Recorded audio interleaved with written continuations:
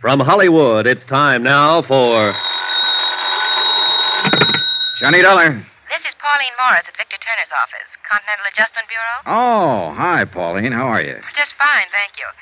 Johnny, Mr. Turner asked me to get in touch with you and find out what you're working on at the moment. Why, nothing. I was thinking of going to New York for a couple of days. Well, good.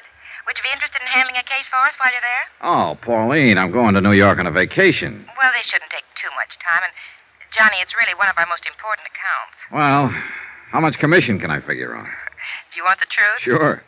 Practically none. Oh, fine. Why does Turner foist these things on me? Oh, I guess it's my fault. I told him I thought you might do it as a favor to us. For Mr. Turner or Continental Adjustment Bureau? No. For you? Okay, what is it? Well, Wait, better still, why don't you tell me about it over dinner? Say at the Crystal Room? Oh, I'd love that. I've been wanting to go there for months. Hey, you know something?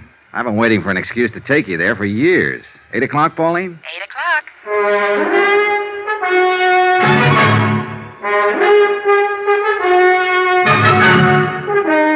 Tonight and every weekday night, Bob Bailey in the transcribed adventures of the man with the action-packed expense account, America's fabulous freelance insurance investigator. Yours truly, Johnny Dollar.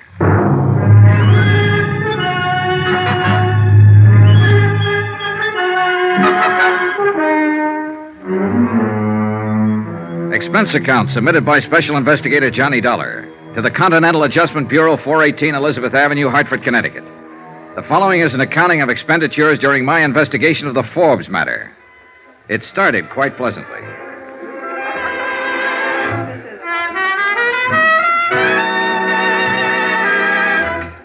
Oh, no, Johnny, let's go back to the table and eat. I'm tired of dancing. Yeah, but once you sit down, you'll start talking business again. Well, of course I will. I do have a job to keep. Okay. Frustrating girl. Besides, the sooner you clear up this case, the longer you'll have for a vacation in New York. I said okay. Here you are, sit down. Thank you. All right, Miss Morris, let's have the bad news. Well, the insurance company is Delaware Eastern Liability, New York office. Yes, ma'am. Their client who filed the complaint is a large dress manufacturing company, Century Styles Incorporated. Yes, ma'am. Oh, and if you can manage to pick up one of their latest creations in my size while you're there, I love you forever. Yes, ma'am. Now, let's dance. No, wait. The auditors found a deficit in their books, $4,285. Well, naturally, the head of the company wants a settlement. Yes, ma'am. Now, let's... And, Johnny, your biggest problem will be Mr. Elliott. Mr. Robert Elliott, who I understand is something of a personality problem. He can't be any more of a problem than I'm having with you. Now, let's dance. Expense account item 2, $28.63. Train fare and incidentals getting from Hartford to Manhattan. With me, I took all the necessary information concerning the indemnity claim of Century Styles with Delaware Eastern Liability and Trust. I arrived at Grand Central at 2:05 and was checked in at the New Weston by 2:30. Air brisk, sky clear, weather cold. Expense account item 3, 10 cents, phone call to Robert P. Elliott, Century Styles Incorporated. Mr. Elliott said he would be happy to see me, so I went right over and found a 4-story building that housed 2 floors of factory and 2 floors of offices. The factory was the usual crowded, noisy collection of machinery and people. The general offices, overstuffed and overheated and overcrowded. Girls, you must get ready. Come on, girls. Now, everybody. What the Sam Hill? Jenny, you'll just have to reduce. How can we fit you when the pins keep popping out? Pardon me. I'm looking for Mr. Elliott. You are? True. Well, I'm Robert Elliott. Oh, you must be Mr. Dollar. That's right. Stand by, Jenny, sweet. Please, these pins. We all suffer for our art child. Now, bear up. I'll deliver you soon. This way, Mr. Dollar, to a quiet corner.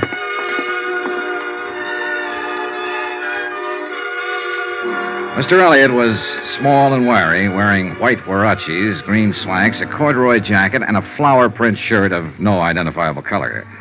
As I followed him across the large and elegant showroom floors, I couldn't help stealing glances at the merchandise, animate and inanimate. Everything I saw was strictly high class, a group of goddesses.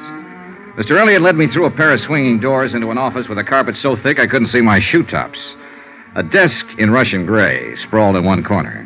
My office, Mr. Dollar. Mm-hmm. I can't tell you how grateful I am that you're here, that the insurance company heeded my call. Well, I hope we can help you straighten this matter out. Well, it's scandalous. It's truly scandalous. $5,000, really. The complaint said $4,285, Mr. Elliott. Well, that's almost $5,000. Besides, I like to deal in round figures. Brett and Arnbeach are my auditors, and they said that you are the very important investigator in insurance circles. Well, I'm flattered. Did they happen to leave a copy of their findings? Yes, they did. They most certainly did. But before I give it to you, I must explain how awful this situation is. Please do. Well, you've no doubt heard of Patricia's things. No, I don't think. Patsy's things? Why, of course. Oh, you're just joking. I am Patsy's things. In fact, I made Patsy's things. It's our highest priced line, evening dresses. Oh, you don't say. I definitely do. Oh, the nights of thankless work that go into creating just one gown, one supreme gown for the season. Oh, I'm sure. I'll tell you, Mr. Dollar, it's a thankless task in one respect. But that's a different story. What I'm trying to say is that this loss is devastating me. I mean it. I simply must have an adjustment immediately. Well, the insurance company sympathizes with you, Mr. Elliott. We'll try to adjudicate it as quickly as possible. Oh, that's comforting. That's very comforting. Oop. Rob Elliott here. In my opinion, hats are just not important this year. Yes? No. Positively no. No advance layouts on the new line. Not until later. No, not tomorrow. No, I can't. I simply cannot. Anything wrong? Well, that's what I mean. That's what I'm trying to explain. This matter simply must be handled with all dispatch, Mr. Dollar. You see, my firm operates on a... Shoestring? Well, Spider's hair would be more apt. $5,000. Mr. Dollar, that comparatively small loss is stopping me from showing my new line of Patsy's... The evening dresses? Yes. I must show them before month's end or I'll lose my entire opportunity for profit. So, you see, I must have compensation for the loss. I think I get the picture, Mr. Elliott. There. That was the newspaper calling, and it's terrible. They all want advance viewings of my new line, and I simply can't afford to. I can't afford to pay my help to produce the models. Mr. Dollar, for 3 agonizing months I worked. Frantically, I drew, I cut, I stitched. And not one warp or woof of my creation can be exhibited, unless this matter is settled. Then suppose we get down to business. Well, the business is that some ruthless brigand pussyfooted off with my company's money. Well, do you have any idea? I don't have... No, not so much as a footprint or a strand of hair. And, Mr. Dollar, if you don't find out who it was and return my money, I'll be cremated. Professionally cremated, that is. Why, I might even have to join the Foreign Legion. Well, don't worry, Mr. Elliott. If your loss is verified, and apparently a reputable auditing firm has already done that, I can assure you that the insurance company will reimburse that loss in the time it takes to get a check made out and in the mail. Oh, good. I'll be forever grateful. Well, while you're in this mood, would you mind me having a little closer rundown on what happened? Well, the auditors simply uncovered a shortage, that's all. I know that much, Mr. Elliott. May I see their report? Yes, of course. There. Isn't that binder an atrocious green? Well, if you say so. I'd like to keep this, Mr. Elliott, to verify my report. Of course, Mr. Dollar. Anything at all. Just save me. I left Mr. Elliott in a fainting condition, went back to my hotel, and studied the auditor's report. The obvious conclusion after an hour's reading was that the funds had been embezzled by someone in the bookkeeping department. A series of crude erasures and bad fumblings indicated that whoever had done it had been something less than expert. In fact, he or she had been almost idiotic. The next morning, I confirmed my own findings with Mr. Brett at the auditor's office. We uncovered the loss 2 days ago and advised Mr. Elliott to contact his insurance company first. Sure. Dollar, any reservations on your part? No, Elliott's got a legitimate loss here. I'm sending in my report today. He should be compensated in another 2 days. He'll be relieved to know about that. I know. I met him. Well, what's your next step? Well, we'll pay off Elliott so he won't have heart failure. But, of course, we'll try to make recovery. I noticed the losses were in book series F6 through G10. Yes. Did you talk to personnel over there at his place? Mm-hmm. A fellow by the name of Forbes handled that series for them. In the accounting office, of course. Oh, yes. Been with Century Styles for 5 years. Where is he now? He's still there. Huh? Mm-hmm. I thought it was kind of funny, too. A fellow pulling a crude job like this and not trying to run out. No, he's still working for them. Well, maybe he isn't the one at that. Forbes was in charge of those books. I don't see how it could possibly be anyone else. No, neither do I, Mr. Brett. May I use your phone? Oh, sure. Help yourself. I noticed all the money was stolen in the last 4 weeks. Yes.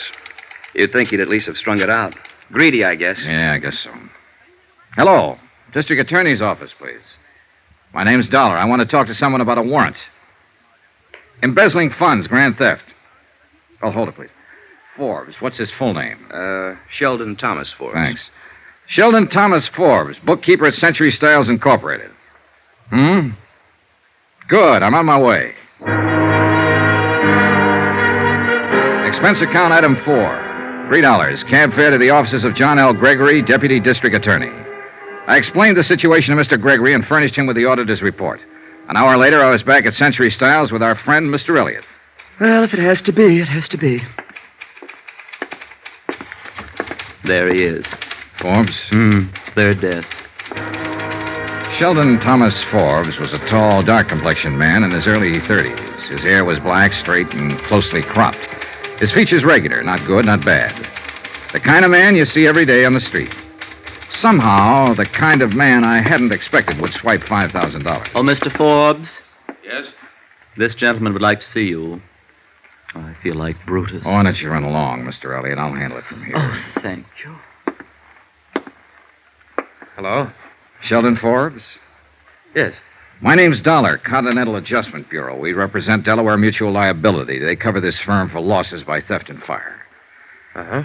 2 days ago, the auditing firm of Brett and Arn Beach located a loss of almost $5,000 here. Naturally, the matter came to our attention. I'd like to talk to you about it. Why me? There's every indication that the losses occurred in the particular accounts you've been handling. Uh-huh. You do handle books F6 through G10? Yes? Will you step over here a minute, please? Sure.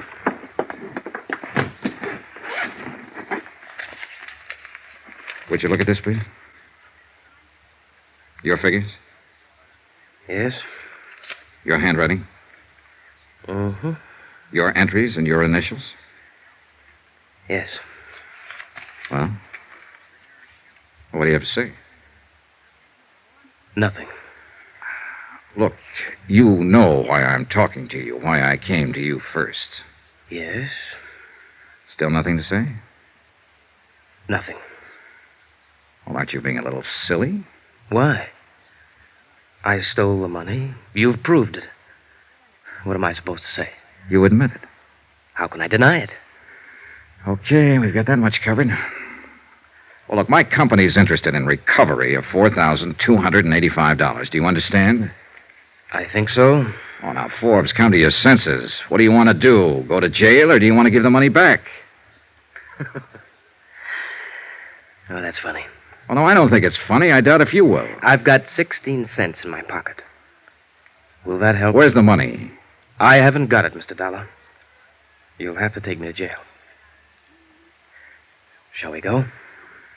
Okay.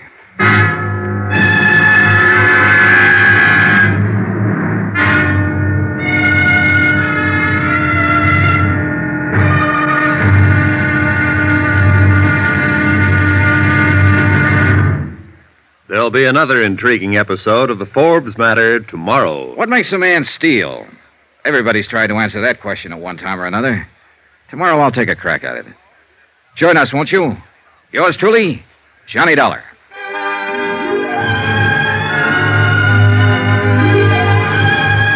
Yours truly, Johnny Dollar, starring Bob Bailey, is transcribed in Hollywood. Written by John Dawson, it is produced and directed by Jack Johnstone. Be sure to join us tomorrow night, same time and station, for the next exciting episode of Yours truly, Johnny Dollar. Roy Rowan speaking.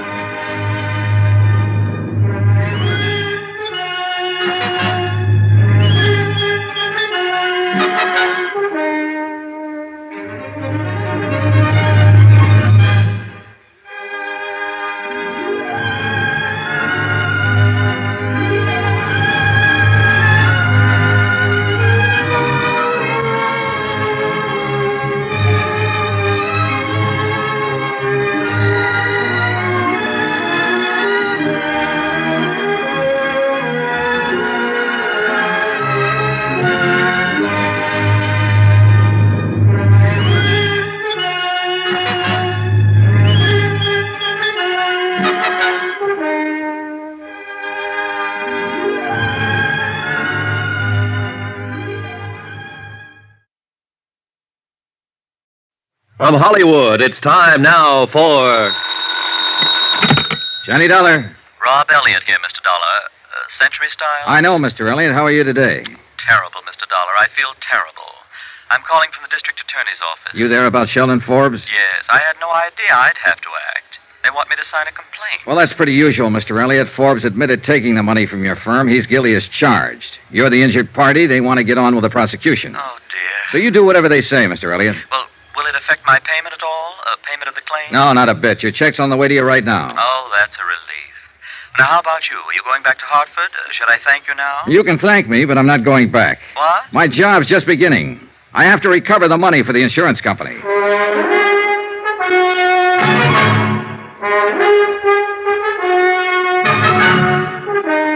Tonight and every weekday night, Bob Bailey in the transcribed adventures of the man with the action-packed expense account, America's fabulous freelance insurance investigator. Yours truly, Johnny Dollar.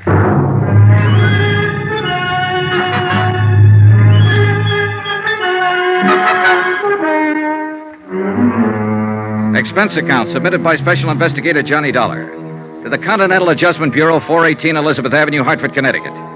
The following is an accounting of expenditures during my investigation of the Forbes matter theft of nearly $5,000. Expenses continued. Item 4, I think it is, $10, deposited on a rented car. First stop, Central Division Headquarters, where I was informed that Sheldon Thomas Forbes had been formally arraigned and was being held in the city jail. Second stop, an address on 56th Street. Second floor next to a dental laboratory. And on the door it said Edward Gumby, attorney at law. And below it said, walk in. So I did. Hello out there. Mr. Gumby? Yes, sir. Come on in. It's warmer in here. Edward Gumby was standing in front of a gas heater in the inner office, which consisted of nothing more than a telephone, a desk, and a dozen law books. He was a medium-sized man, about 40 or so, a little tired, a little seedy, but he had a nice grin. Dollar? Yeah, that's right, Mr. Gumby. You don't know me. I'm with Continental Adjustment Bureau, representing Delaware Eastern Liability in this Forbes matter. Oh, yes, of course. Understand you're representing Sheldon Forbes, is that right? Well, I don't know whether it is or not, Mr. Dollar. I happened to be in magistrate's court this morning when Forbes was arraigned. I took him on because he didn't have counsel and the court appointed me. I don't know whether he took me on or not. Sit down. Oh, thanks. New York is the coldest city in the world. Absolutely the coldest when it's cold. Yeah, it sure is. Look, I don't want to take up a lot of your time, Mr. Gumby. Time? I've got time, boy. That's all I've got. What's on your mind? Your client, mostly. He's admitted guilt, but of course we're interested in recovering the money he stole. $4,285. Yeah. Well, I can't blame your company for that. Well, prosecution could probably be stopped if we made recovery. Sure. I thought I'd tell you this in case you had any influence on Forbes. Well, I appreciate that, Mr. Dollar. It's very understandable. But as I say, I was court appointed. I really haven't talked to him yet. So I'll have to confess I don't have any influence with him at all yet. Struck me as a nice sort of chap. Mm-hmm. Don't quite get it myself. Probably an explanation for it. Married once, I understand, and widowed right after the war. He worked for Century Styles about 5 years. Have you talked to the police yet? No. I understand they're going to work on it today. Maybe they'll have a little more information for you about the recovery. They'll probably find the money in an old sock or something like that. That's the way these things generally run, you know. I agreed with Mr. Gumby. That was truly the way these kind of cases usually ran. And I was a little surprised that afternoon when I spoke to the officers at the city jail. They reported that a complete search of Forbes' apartment and automobile unearthed nothing like the missing money. They further reported that they had found no reliable evidence of any material possessions that the money could have been spent for. My next stop, city jail.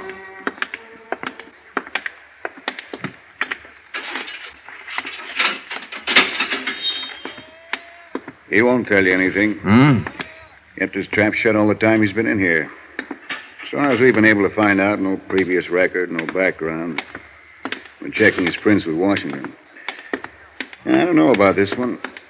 You know, ex-cop-wise. Know what I mean?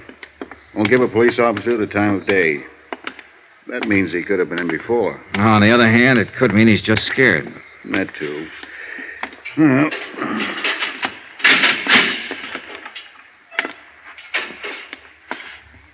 Well, how what? Take it easy, Forbes. This is Mr. Dollar. He wants to talk to you. Hello, Forbes. Hi. See you later, Dollar. Yeah, thanks, Sergeant. Just give a yell when you're finished. Right. They treating you okay? Swell. What do you want? I want to talk to you. Well, I don't want to talk to you. I don't want to talk to anybody. Why not? I just don't want to see anybody. That's all. Now, you're acting like a baby, Forbes. You'll have to talk to somebody. Don't lecture me, Mr. Insurance Investigator. I've had all the lectures I want. From myself.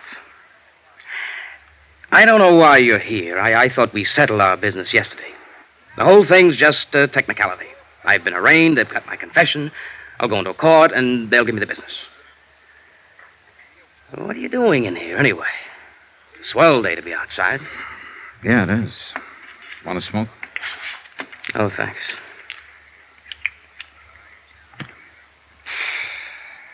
Well, why are you here? To help you out of this mess, if you'll let me. That's funny. Not a bit. Why should you want to help me? Well, it's not because I have any use for you, mister. You're nothing to me but a guy who stole a pile of money. My job is to get it back. $4,285. Oh, that's... Yes, that. Now, how about it, Forbes? Isn't it enough that I'm in jail? That I'll go to prison? That's enough for the police, but not for my insurance company. Oh, it's too bad about your insurance company. No, it's too bad about you. You're being foolish. A whole or partial recovery can have a great deal to do with what happens to you from now on. 3 years is the minimum sentence, you know. 12 years maximum. Now, is it worth it? Sure. Sure, it's worth it. And I don't want to be foolish anymore. But I have been foolish. I took it and I spent it. Every dime of it. There's no way to pay it back. What did you spend it on? That doesn't make any difference. May make a lot of difference. You can redeem it, turn it back. No, I can't. Why did you take the money? All right, look, your salary's close to $100 a week. You're single. Wasn't that enough to live on? Why don't you get out of here? I don't have anything to tell you. Ever been in trouble before? Huh? Under another name in another state? No, They consider backgrounds like that when a man comes up to be sentenced. Forbes, this is your first offense. I know. Are you trying to shield someone? Why don't you go away? Have you been trying the market? Did you gamble it? No. Just leave me alone. I won't tell you a thing. If you bought something with it or gave it to someone, if it can be recovered in some part. No, I tell you. Just go away and leave me alone. I'd like to. Believe me, I would. You're a thief, Forbes, and you're going to get what's coming to you, but I can't leave you alone. Listen. No, you listen to me. If I don't get the information I want from you, I'll get it elsewhere. I'm going to be very honest with you. Eastern Delaware wrote a comprehensive policy on Century Styles promising to indemnify them in full for every loss caused by fire or theft on their premises. In case you didn't know, Forbes, an insurance company won't take the word of some guy sitting in a jail cell feeling sorry for himself where there's cash to be recovered. Now, you swiped it within the last month.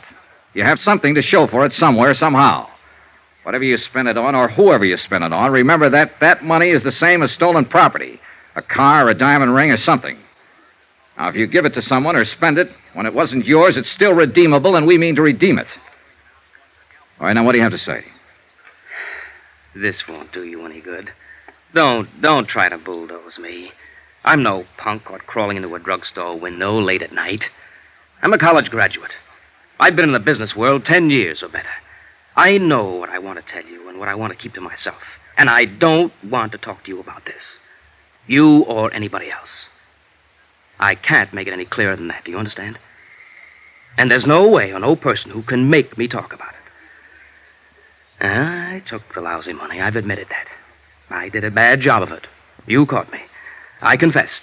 And you've got me. Now, what more is there? That's the whole story.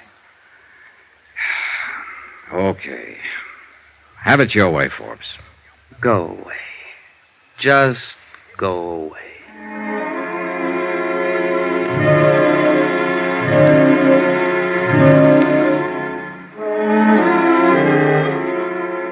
On my way out, I saw his attorney, Edward Gumby, on his way in to see Forbes. I waited around the sergeant's desk. Accidentally, on purpose, I glanced at the admitted visitors register. Only 2 people had contacted Forbes since his arrest, Gumby and myself. That struck me as odd. A glance at his folder named no close relatives, named no one, in fact. I was thinking about that when Gumby came out from his visit. Gumby looked worn out. Hiya. Hi. How'd you do? Not so good. Hey, tell me something. He asked you to contact a girl or anyone? Nope. I don't think he has a girl. I don't think he has anybody. You want some coffee? Yeah, good idea. We slushed across the street and found a diner. Expense account item 5, 42 cents. Coffee and sinkers for Ed Gumby and myself. I think you're going to strike out, Dollar. I already have. And I think I have, too. Huh? You know what I've been talking to him about in there all this time? The same thing as you, restitution. But he won't open his mouth about it. He did say one thing, though. He wants me to waive a jury trial and go up for sentencing. What? Yeah. Plead guilty and take it. He's sure to get at least 3 years. What can I do? Yeah. Got any ideas? Well, I've got a lot of ideas, Dollar, and all of them make me sick inside. That boy's not a criminal. He took that money because he was desperate about something. You know that from the awkward way he took it. He spent it on something, and he won't talk about it. But now he's about to ruin his whole life, in spite of what you or I or anybody else tries to do for him. All he has to do is give back the money or promise restitution or call up a friend and borrow it. With his clean background, the court had listened to a mercy plea. You told him all this? I told him. I told him and you told him, and what does he do? He waives his right. I tell you, I'm going to hate to file this waiver, but I've got to do it. Yeah, I know how you feel. More coffee? No. No, thanks. Dollar, you know what Forbes is? What? He's something I call a calendar job. Calendar job?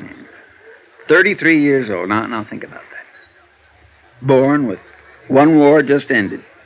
Raised in a depression, and then bango, another war. You might say the first 25 years of his life, nothing but war and depression, or the effects thereof. A calendar job. Apparently it's what he wants. But, Mr. Dollar, I'm going to hate to see him go to prison. You know something, Mr. Gumby? So am I.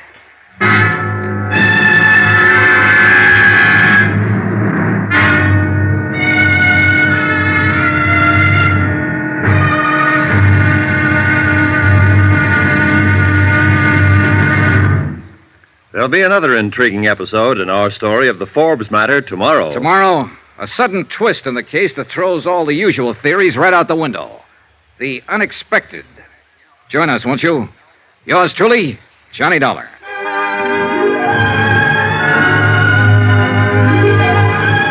Yours truly, Johnny Dollar, starring Bob Bailey, is transcribed in Hollywood. Written by John Dawson, it is produced and directed by Jack Johnstone. Be sure to join us tomorrow night, same time and station, for the next exciting episode of Yours truly, Johnny Dollar. Roy Rowan speaking.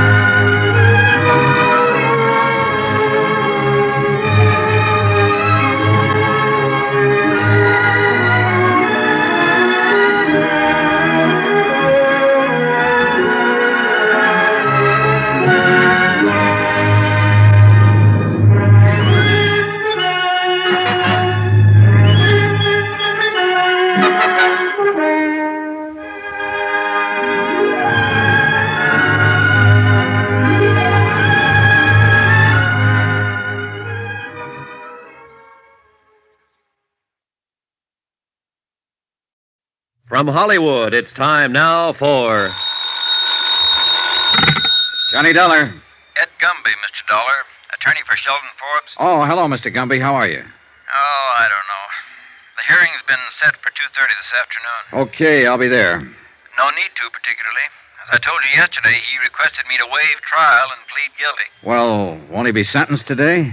No, this is just a preliminary hearing. He'll probably be sentenced before the week's out, though.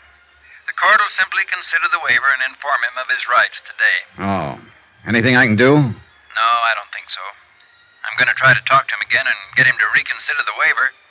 I doubt if I'll have much luck, but I'll try. All he has to do is return the money he stole. Well, buck up, Mr. Gumby. If he won't return it, maybe someone else will. What do you mean? I'm going to try and find out what he did with it. My company wants it back, sure. But we also want Forbes to have a fair chance. You're pretty decent, Mr. Dollar. Thanks.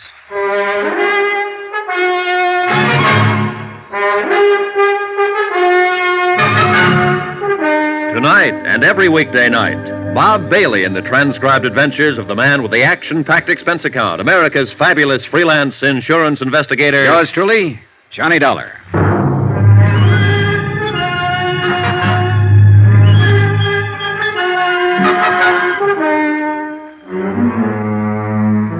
Expense account submitted by Special Investigator Johnny Dollar to the Continental Adjustment Bureau, 418 Elizabeth Avenue, Hartford, Connecticut. The following is an accounting of expenditures during my investigation of the Forbes matter. Embezzlement and a very frustrating case. Expense account continued. Item 6, $3.50, lunch. For myself and a Mr. Arnold Haven, head of the accounting department for Century Styles Incorporated. Mr. Haven, a tall, balding man in a dark suit, had ulcers. His poached egg and dry toast didn't interest him too much. What's going to happen to Forbes? Oh, I don't know, Mr. Haven. That depends on several things. Right now, I have to tell you that it looks like he'll go to prison. Worse than that, it looks like he wants to go to prison. He's waived trial. Prison. That's too bad. Too bad. I always liked Sheldon Forbes. You hired him, did you, Mr. Haven? Yes, I hired him. He was a good man right from the start. He did his job, and he did it well. I never had a complaint against Forbes. Why do you suppose he stole the money? You've got me, Mr. Dollar. We paid him the going rate. That's a good salary for accountants.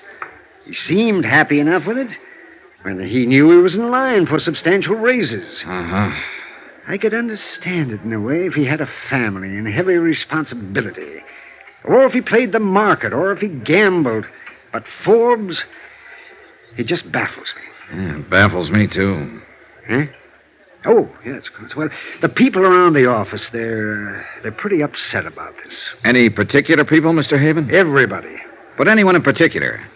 A girl, for instance. Oh, a girl, yes, I see. Well, no. Did he go out with any girl in your office? No, most of them are married. No, at least as far as I know, Forbes didn't go with any of the girls there. He kept to himself. Oh, he might have lunched with one or the other now and then, but no, he more or less kept to himself. Uh-huh. Well, the reason I asked you, Mr. Haven, is that what little I've been able to find out about his personal life isn't very helpful. My company wants the money back. We're willing to give him a fair break if we can get it back. And he's pretty stubborn about cooperating. Yes, we know about that, Mr. Dollar. But how can we give him a break if he doesn't want us to? And we can't find out anything about him. Look, if there's anything you can think of, any reason he might have had for taking the money. And I've racked my brain. I can't think of any reason. No, wait a minute. Just a minute. I did notice a change coming Forbes. It was about a month or 6 weeks ago. Oh, it was nothing really. It was just, I guess, an anxiety about him. Well, he took all the money within the last 4 weeks. Would that correspond? Roughly, yes. Well, that's a start. I hope. I returned to the accounting offices of Century Styles with Mr. Haven and spent 2 hours questioning different members of his staff regarding Sheldon Forbes. His habits and his personality were pretty much the same as Haven himself had described them. Expense account item 7, $4, gasoline. I put a tank full of gas in my rented car and went over to an apartment on 59th Street where Sheldon Forbes had lived. According to the penciled note above the first door to the right of the entrance, Mrs. Anastasia Konopka was the manager.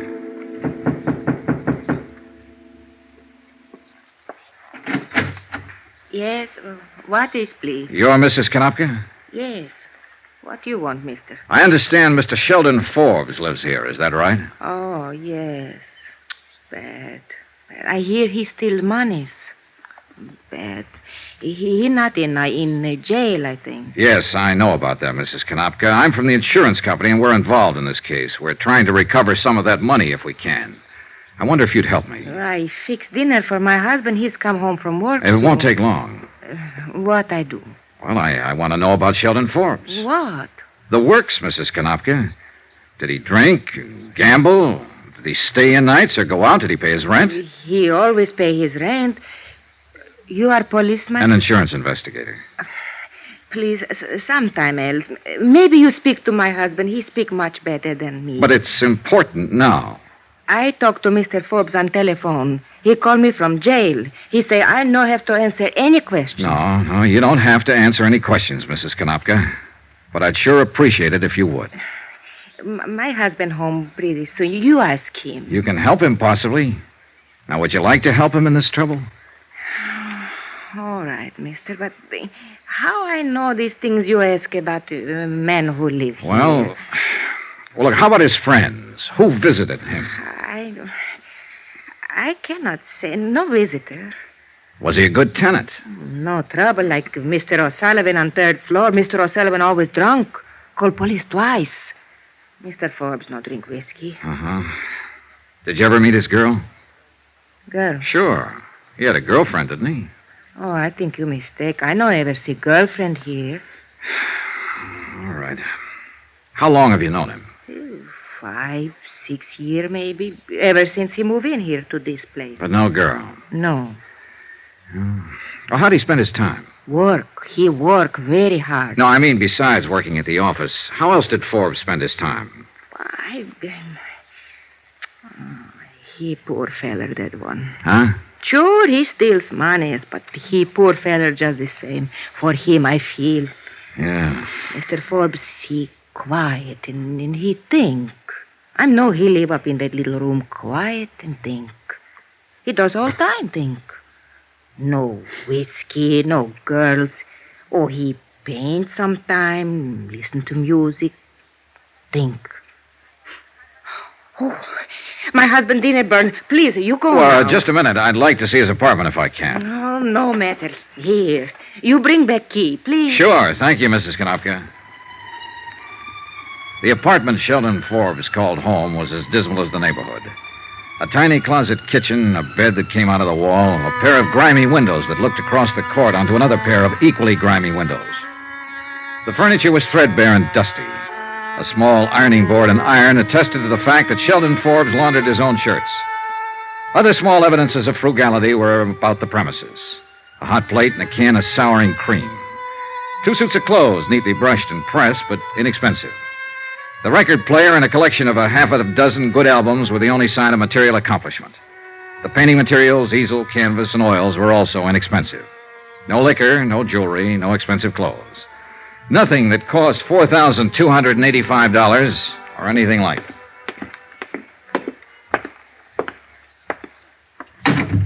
Oh. Here's your key, Mrs. Konopka. Thank you very much. Thank you. Thank you. Well, what you think? I think he's had a very lonely life here. Oh, Doc. Yes. Lonely is the word. Lonely. Wait, has he got a car? In back, through alley. Thanks.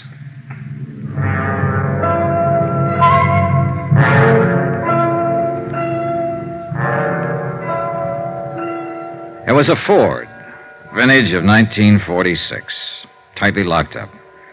The paint was scaling away, the tires worn down, the mileage 77,000 miles. He certainly hadn't blown the money on a fancy car. Now I felt completely frustrated. Expense account item 8, 79 cents, dinner. I had it in a neighborhood restaurant called the 79er. A place, I learned, where Sheldon Forbes frequently took his evening meal. The restaurant manager, a man named Alexander Dupulis, remembered Forbes and he liked him. A woman who ran a bakery shop across the street also remembered him as the young man who bought a roll there every night. Probably the roll to go with a lonely cup of coffee in his room the next morning. She liked him, too. All in all, I was getting a composite picture of Sheldon Forbes that didn't look quite right. Whatever he was to the people who knew him casually, he wasn't a man who ever had any money to spend. I dropped in at the city jail about 7:30, and I was surprised to find lawyer Edward Gumby sitting on a bench, briefcase in hand. Dollar? Hello, Mr. Gumby. Nothing new, huh? Well, that's the way it goes, I guess. We had some action today. Oh? Yeah. The hearing was this afternoon. Man from the district attorney's office took about 15 minutes to lay out the evidence against Forbes and make the charges. Uh-huh. I spent the whole time pleading with Forbes not to go ahead with the waiver. Did I miss anything? No, he wouldn't open up at all. Just said he'd spent the money. I couldn't talk him out of the waiver, so it went through. When will he be sentenced? They set the date for Friday. I don't know whether they'll get around to it or not. I'd like to talk to him again. Has he been moved yet? No. I thought he'd be transferred to the sheriff's office. Well, ordinarily he would, but since he waived trial, they announced bail. It's proper procedure in cases like this. Gives him a couple of days to straighten out his affairs. What? Somebody bail him out? I did. Oh. Has he left yet? Won't get out till 8. That's when the shift changes. Think it's worth trying to see him? Yeah, I think I'll stick around, Mr. Gumby. I gotta find out something about this case. An hour later, when Sheldon Forbes emerged from the doorway and turned right, I was following him. When he caught a cab and headed uptown, I caught one and stayed right with him. When he got out at the Empress Theater and walked around to the stage door, I was standing by the alley entrance. 10 minutes later, he came back out, hailed a cab. Once more, I followed. This time, I followed him to his apartment on 59th Street. I waited 15 minutes before I went in.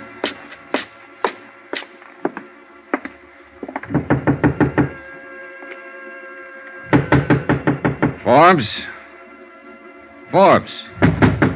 Hey, Forbes, it's me, Johnny Dollar. I want to talk to you.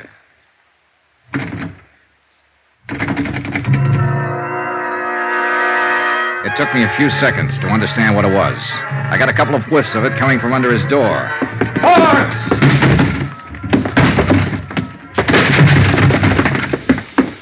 The room was acrid, stinging with gas fumes, and Sheldon Forbes was stretched down on the floor of his 6-foot kitchen.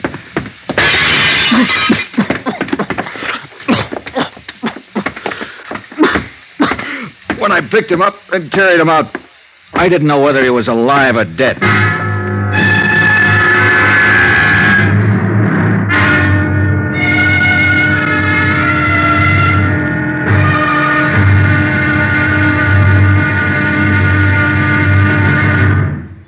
There'll be another intriguing episode in our story of the Forbes matter tomorrow. Tomorrow, a switch in the case that starts a real chase and a race against time. Join us, won't you? Yours truly, Johnny Dollar.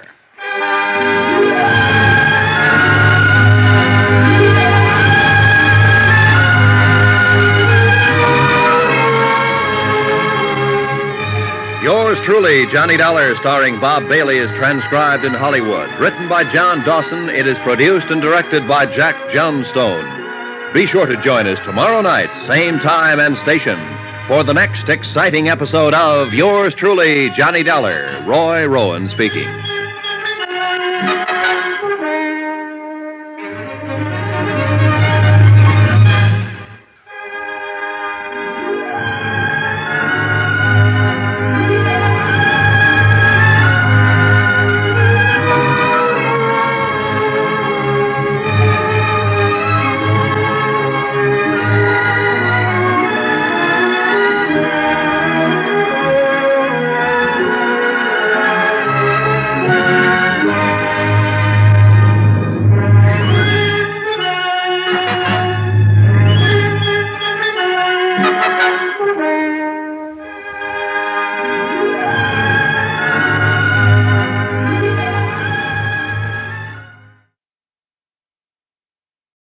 From Hollywood, it's time now for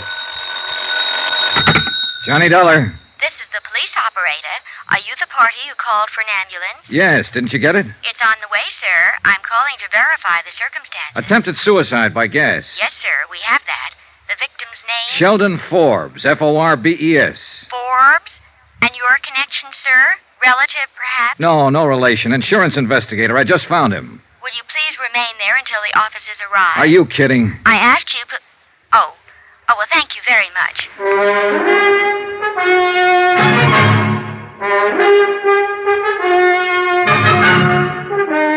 Tonight and every weekday night, Bob Bailey in the transcribed adventures of the man with the action-packed expense account, America's fabulous freelance insurance investigator. Yours truly, Johnny Dollar.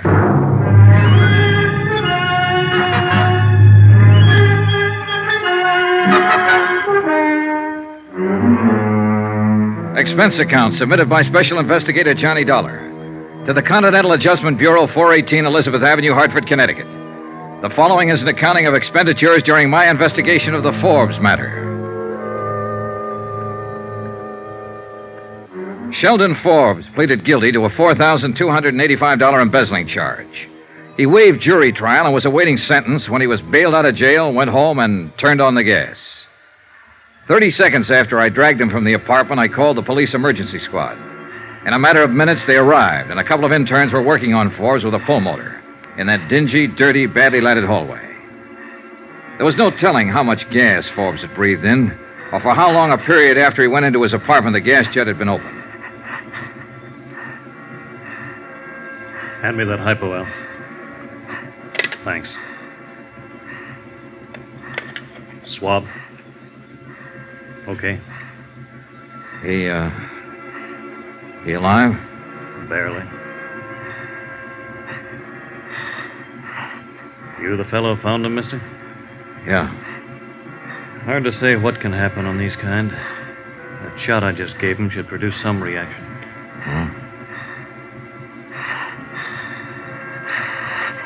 This your place? His. You know who he is? His name's Sheldon Forbes. Nice-looking guy. Al, I'll need that. Yeah, thanks. I think we're getting somewhere now. Hey, look, can I help? No. Al, you better hand me one of those, too. Liable to be pretty sick if... Oh, thank good, he's catching on. Yeah. Let's have a little increase, Al. Up it just a little. Okay, hold it there.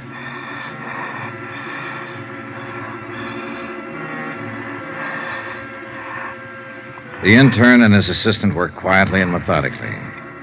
There was nothing I could do but stand and watch. After about a half an hour, the color of Forbes' skin seemed to me a little more close to normal. His eyes were still closed, though, and he showed no signs of movement. I waited.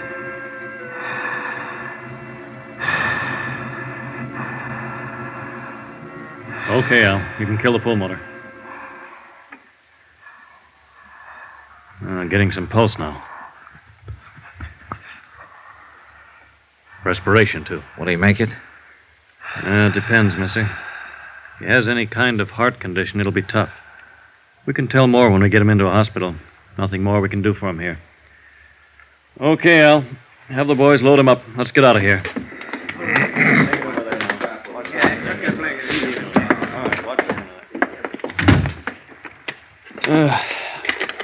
Now, mister, you say he's a friend of yours?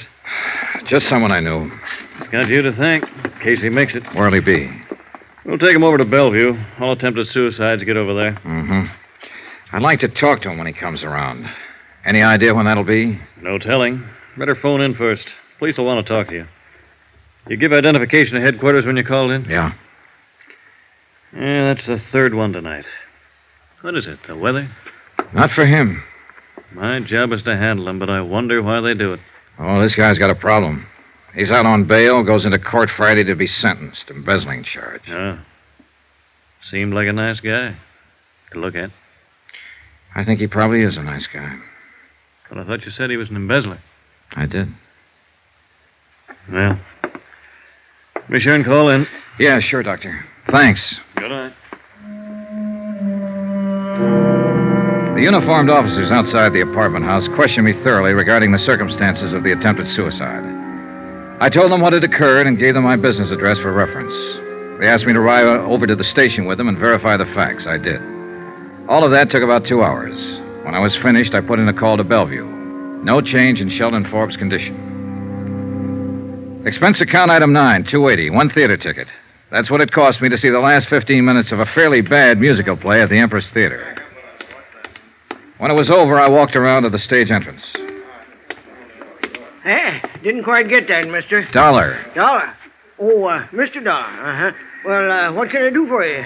Between 6:30 and 7 o'clock tonight, a man came here to the stage entrance and talked to you. A lot of people talk to me here. That's my job, talking to them. One man in particular. His name is Sheldon Forbes. I don't remember nobody named Forbes. Well, maybe he didn't give his name. He was a tall man, about my size, 30 or so, dark hair, clean cut. Wore a tweed suit. Beats me. Did he come here to see somebody in the show? Is that it? He might have, I don't know. Well, how do you know he came here? I followed him. I saw him. Huh? It's a business, my business. I'm an investigator. Oh, wait now. Did he have a hat on tonight? No, I didn't. A short haircut? Yeah, do you remember him? Sure. What's he done? Struck me as a nice young fella. He's been around here a lot of times. Sheldon Forbes, yeah. I didn't recognize the name at first. Would you mind telling me why he comes around here? Comes here to see Betsy Walker, one of the girls in the show. Betsy Walker, is she his girlfriend? No, don't think so. It's like this. He comes here asking to see her, and she never sees him. You get it? Yeah, I suppose so. Well, who is she? Oh, she sings here. Dances a little. Pretty girl. Have you ever seen her with Forbes? Well, I can't say. I guess not. Is she still here? Huh? Betsy Walker, is she still here? I'd like to talk to her. Well, she wouldn't be here this late. She finishes her bit in the second act. Could you tell me where she lives? No. I'm sorry, boy. I can't tell you that. All right. Well, where can I phone her? Can't tell you that either. Now, why don't you drop around tomorrow? It's important tonight. Hey, look, would you do me a favor? Depends. What is it? Would you telephone Betsy Walker? Tell her my business and ask her if she'll see me. Well, suppose I can do that all right, Mr. Dollar. Take a chair there. I'll see what I can do for you.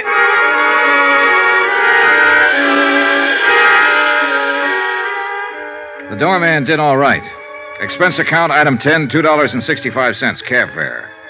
I gave up my rented car and had the cab driver find the address Betty Walker had given. It was a rather nice apartment in a rather nice part of town, and was almost 1 a.m. when I got there. She met me at the door, wrapped in a chenille dressing gown with cold cream on her face. Miss Walker? You must be Mr. Dollar. Yes. Now, just wait a minute. Do you mind if I see some kind of identification or something like that? Oh, no. Here you are. Hartford, Connecticut. Oh, you'd be surprised at some of the things some men will try. Come in, please. Thank you. I didn't quite understand Frank on the telephone. Frank? Oh, the doorman at the theater. Yes. I didn't know quite what to make of it. Goodness, are you really an insurance detective? Yes, and I'd appreciate you letting me see you tonight, Miss Walker. Sit down. Can I fix you a drink? No, thanks. Frank mentioned something about Forbes. You're here because of him? Yes, Miss Walker. I understand that you know Forbes. No, not exactly. That is. There's some reservation in the way you say that, Miss Walker. You know his name. Yes, I know the name. Can I ask you what this is all about? Routine investigation. I'm curious. How did you get my name? How am I connected with Sheldon Forbes? That's what I'd like you to tell me. Well, first about my name. Forbes was at the theater earlier tonight asking for you. I understand he's been around there quite a bit. Yes. I really don't know how to tell you this, Mr. Dollar. I've only seen that man once in my life, honestly. He's really quite impossible. Oh, dear, this is so embarrassing to try to explain this. Maybe I can save you some embarrassment then, if you'll answer one question. Sure, why not? Did Sheldon Forbes ever give you any presents? Yes. What? Well, that cigarette box on the table there. And the lighter to go with it. Tiffany's. Pretty, aren't they? Yeah, very.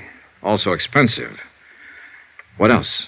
Well, let me think. Oh, no, that wasn't from him. Oh, that was the lamp over there. Mm-hmm. And a fur stole. May I see it? I'm afraid I gave that away. You did? I gave it to my kid sister who was visiting me last week.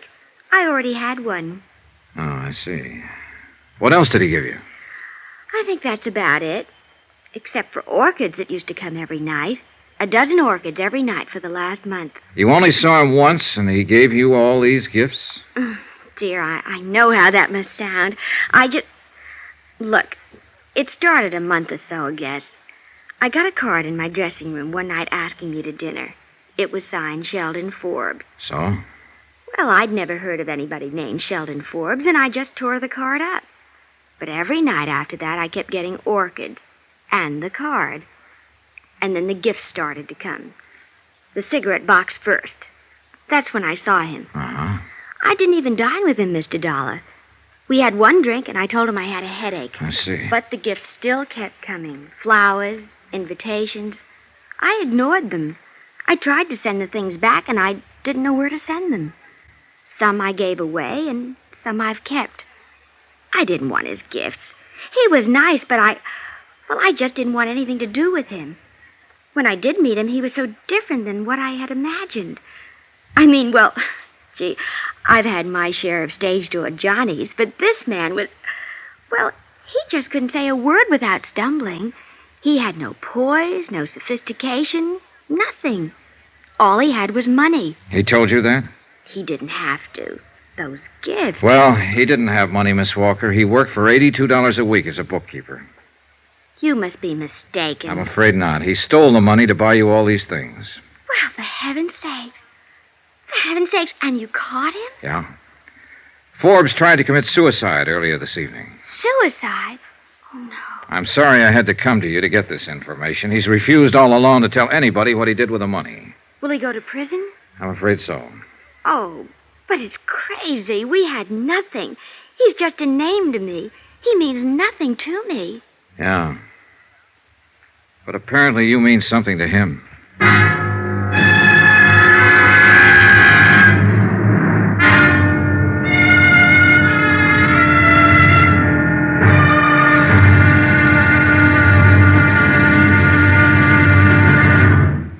There'll be another intriguing episode in our story of the Forbes matter tomorrow. Tomorrow, proof that $4,285 worth of unrequited love can spell 3 years of prison. But sometimes there's an angle. In this case, a rather startling one. Join us, won't you?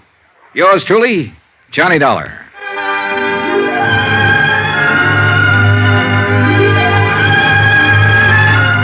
Yours truly, Johnny Dollar, starring Bob Bailey, is transcribed in Hollywood. Written by John Dawson, it is produced and directed by Jack Johnstone. Be sure to join us tomorrow night, same time and station, for the next exciting episode of Yours truly, Johnny Dollar.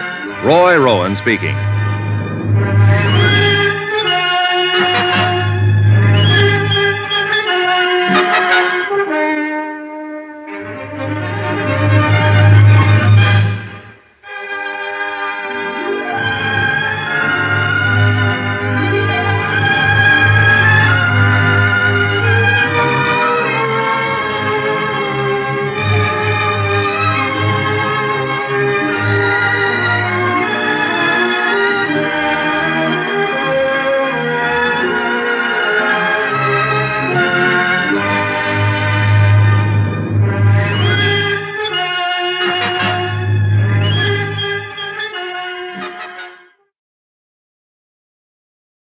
From Hollywood, it's time now for Johnny Dollar. This is Betsy Walker, Mr. Dollar. I'm up and around. Yes, thanks for calling. Have any time this morning? I think so.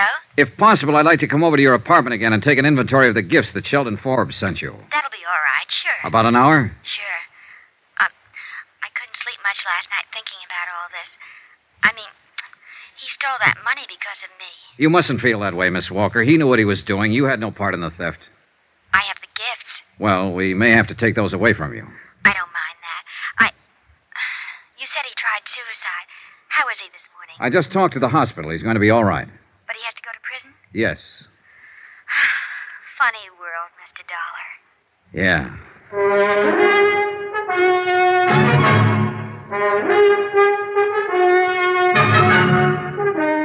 Tonight and every weekday night, Bob Bailey in the transcribed adventures of the man with the action-packed expense account, America's fabulous freelance insurance investigator. Yours truly, Johnny Dollar.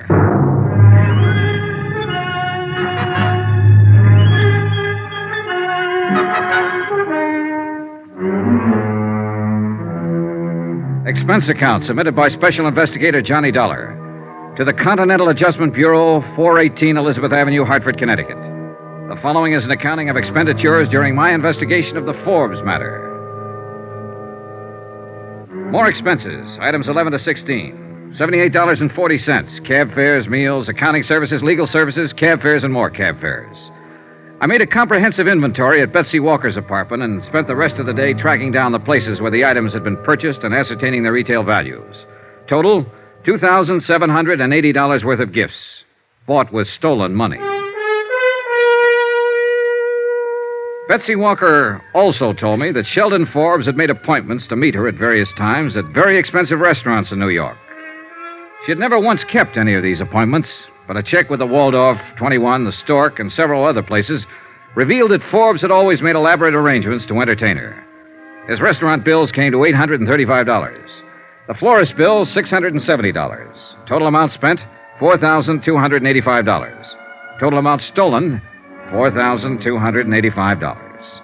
Century Styles Incorporated footed the bill in his unsuccessful courtship of Betsy Walker.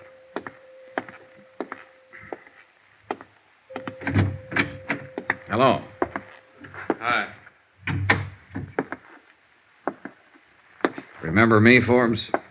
Sure, insurance man. Well, what now? How do you feel? Okay. You saved me, didn't you? I suppose so. Why? Same reason you'd save a man who was dying. You know what I've been doing? What? Answering the questions you wouldn't answer. I met Betsy Walker. What? My job, Forbes. I had to. How did you know about her? I followed you night before last. When you got out on bail, I saw you go to the theater. Listen, you had no right to go to her. You have no right to involve her in any of this. Why didn't you think of that a month or so ago? It's the company's money you've been spending on her. I had every right, as unpleasant as it is. I suppose she knows all about me now. That's right, all. Boy, I sure must look like the prize sucker of all time. Must have handed her a laugh. She didn't think it was one bit funny. And Forbes, I don't think it's funny either. Then what are you standing here for? Lording it over me? I'm not doing that at all. I'm just here to let you know how things are at the moment. All right. How are things? Well, first off, we took back all the gifts you gave her. Dirty skunk. Don't get mad at me, Forbes. Get mad at yourself. I didn't steal the money and try to impress her. You did. Why didn't you leave it alone? What difference does the money make to you? Nothing to me, but it means something to my insurance company. They still want it back. And they'll get as much back as they can. Swell, good for them. What do you want now? Your signature. I think I traced most of it down. You want to look this over? Go ahead. Those figures about right? I suppose so. I didn't keep track. Approximately? I suppose so. You're pretty thorough, aren't you? We have to be. Will you sign this? No. It'll help to clear up our bookwork a little. What difference does it make now? We've got you cold. Okay. What difference does it make? Give me.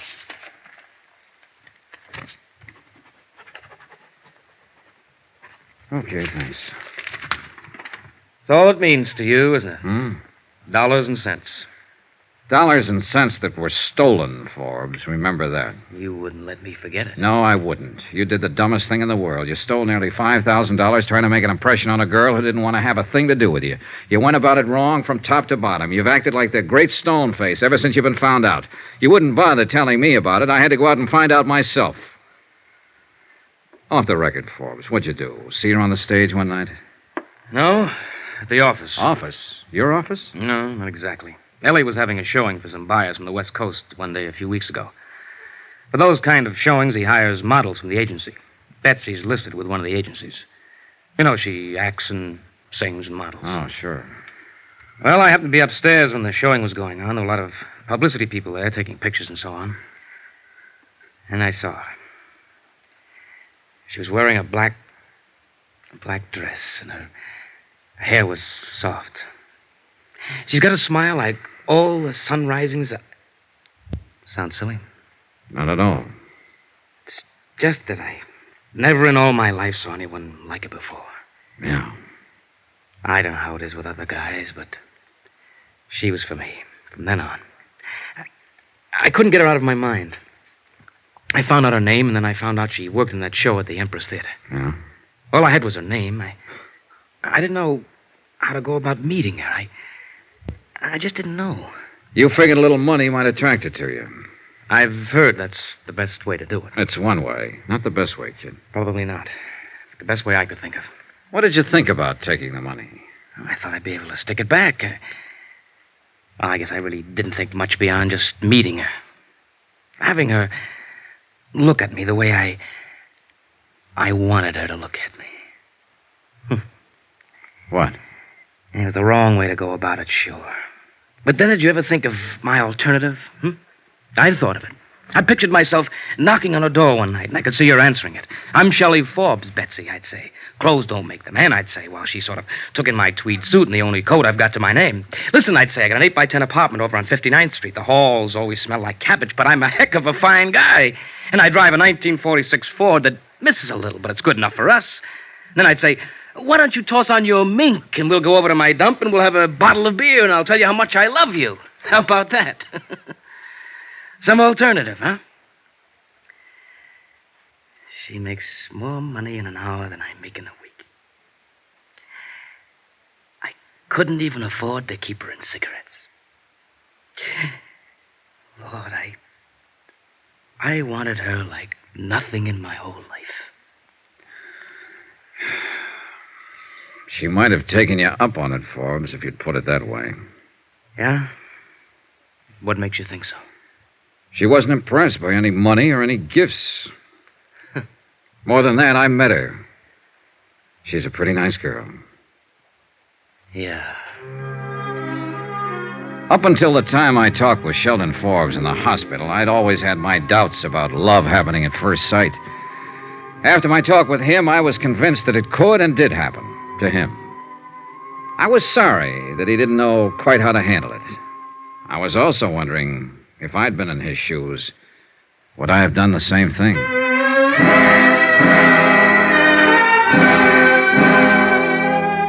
Expense account item 17, $4.90. I sent a wire to my home office telling them that the recovery would be in the amount of something like $2,500, obtainable on the redeemable gift items recovered. After that, I went back to my hotel. I was surprised to find Betsy Walker waiting in the lobby. Hello, Mr. Dollar. Why, hello. I was afraid you might leave town. I wanted to talk to you. Sure, you just caught me. I was going upstairs and pack. What is it? Could we have a drink or something? Sure.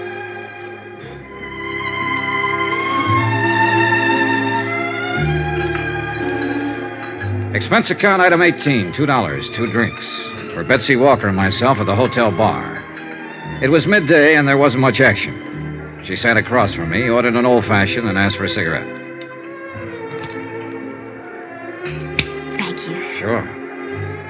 What'll happen to him? Forbes? Yes. Oh, he'll be sentenced Monday. They canceled the Friday scheduling because he was in the hospital. He'll go to prison? Yes. Have you seen him since he tried to kill himself? Just left him. I guess he feels awful. Yeah. I told you I haven't been able to sleep thinking about all this.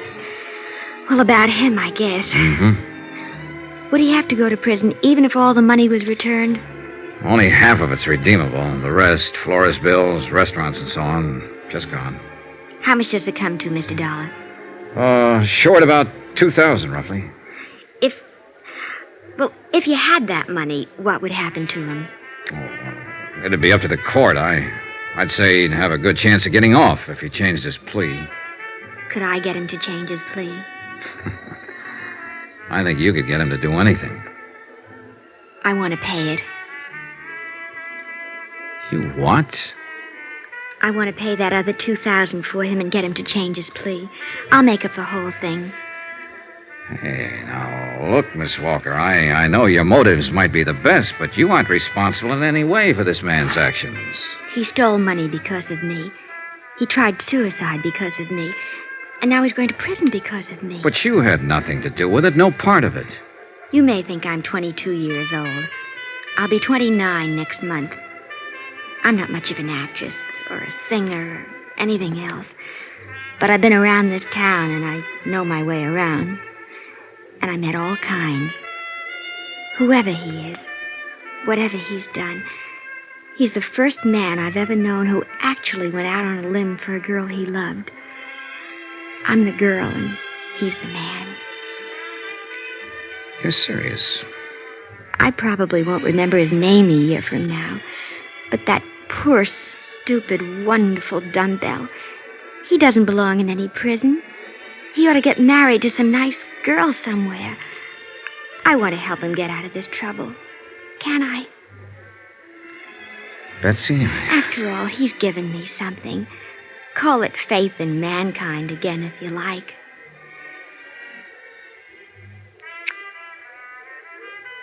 What's the kiss for? What you just gave me, Betsy. Faith.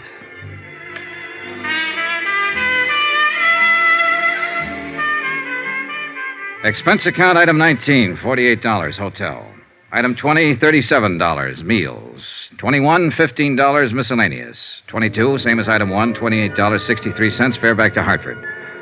Total cost of investigation, $363.51. Remarks? She got Forbes to change his plea. She paid back the additional money. He comes to trial next week.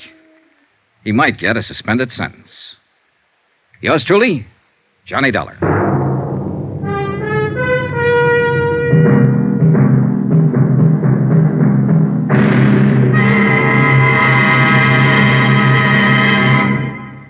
Remember, there'll be another intriguing story for you beginning next Monday night. Next week, a trip south of the border where the flashing eyes of a dark-haired senorita spells plenty of, well, believe me, romance and trouble can go hand in hand. Join us, won't you? Yours truly, Johnny Dollar.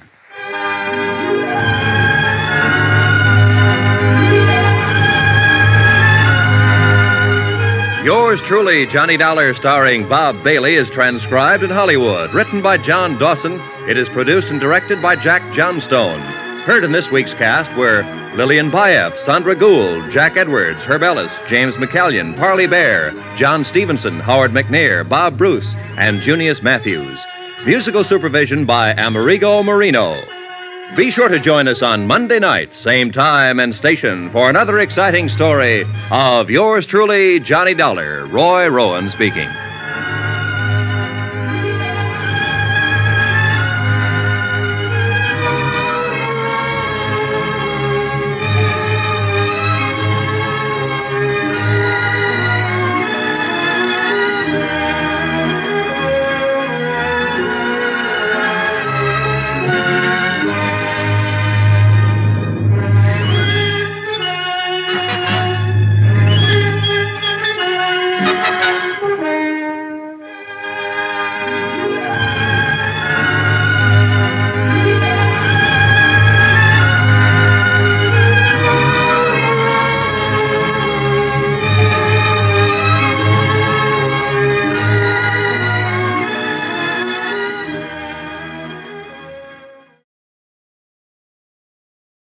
From Hollywood, it's time now for Johnny Dollar.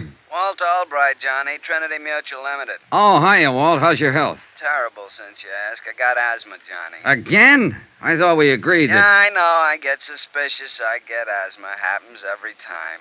Cure me, will you? What's the case, Walt? Man named Eddie Kalin, Caylin, out in Los Angeles, died yesterday. $5,000 policy, double indemnity. What did he die of? Mysterious circumstances. Well, that's usually a fatal disease, all right, That's but... it, Johnny. That's all I know. Mysterious circumstances. The body was identified by the widow. I see. Our salesman out there can probably help you. He issued the policy only 6 weeks ago at the request of the widow. Uh-huh. 6 weeks, 1 premium paid, check signed by the widow. Hey, tell me something. Would the beneficiary happen to be... That's right, the widow. Oh, this asthma's killing me, Johnny. You gotta do something about it. All right, Walt. Just call me doctor.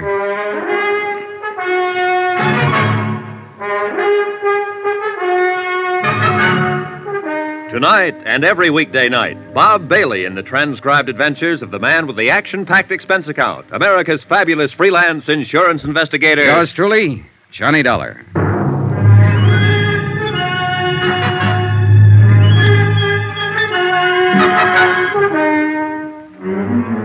Expense account submitted by Special Investigator Johnny Dollar to the Home Office, Trinity Mutual Insurance Company Limited, Hartford, Connecticut. The following is an accounting of expenditures during my investigation of the Kalin matter. Item 1, $198.20, airline fare and incidentals, Hartford to Los Angeles.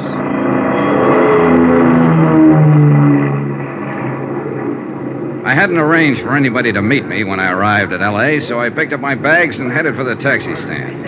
Mr. Dollar, please.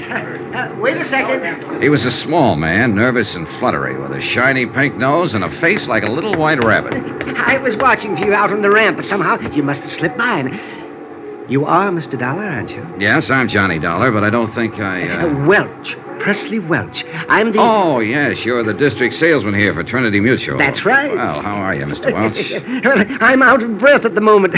From running, you understand. You see, I'm troubled occasionally by asthma. You too?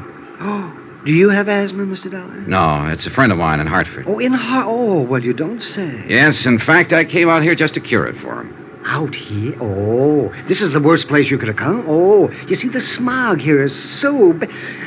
Oh, I do believe you're joshing. I guess I am at that. Come on, let's add to my expense account with a cup of coffee. Oh, do you really think we should? Oh, why not? Let's be daring. All right, let's. I always say if the company can't afford to come along. If Presley Welch sold insurance the way he answered questions, it was amazing that he hadn't starved to death years ago. He skidded around the field, flip-flopped overhead, and buzzed the tower, all verbally, of course, and for 15 minutes he didn't touch a wheel to the ground. But when he did finally land, he came in with a swoop. I do hope you'll accept my apologies, Mr. Dollar, for causing all this trouble, because the whole thing is my fault, of course. Oh, I don't see how. Unless you murdered Eddie Kalin. Why, I scarcely knew him. A perfect alibi. Oh, no. You misunderstand. Well, I'm just joshing. What I meant was, I wrote the policy, and I knew better right when I did it. Oh? What do you mean? Well, Mr. Kalin was quite facetious about the whole procedure. When I tried to point out the retirement security factors in our multiple endowment plan, he actually laughed. You don't say. Yes. He said all the security he'd asked for was 2 aces up and 1 for the kicker. Well, what about Mrs. Kalin? What was her attitude? Well, she was quite serious about it. Wasn't she the one who actually applied for the policy? Well, not technically. The beneficiary can't, you know. It's against the rules. Yeah, I know, but didn't she... she... Well, she was the one, yes, that called me and asked me to come out and talk to her husband, and he finally signed the application, but he seemed to regard it as a joke. He only did it as a favor to her, something of that sort. And now it's turned out to be a $10,000 favor.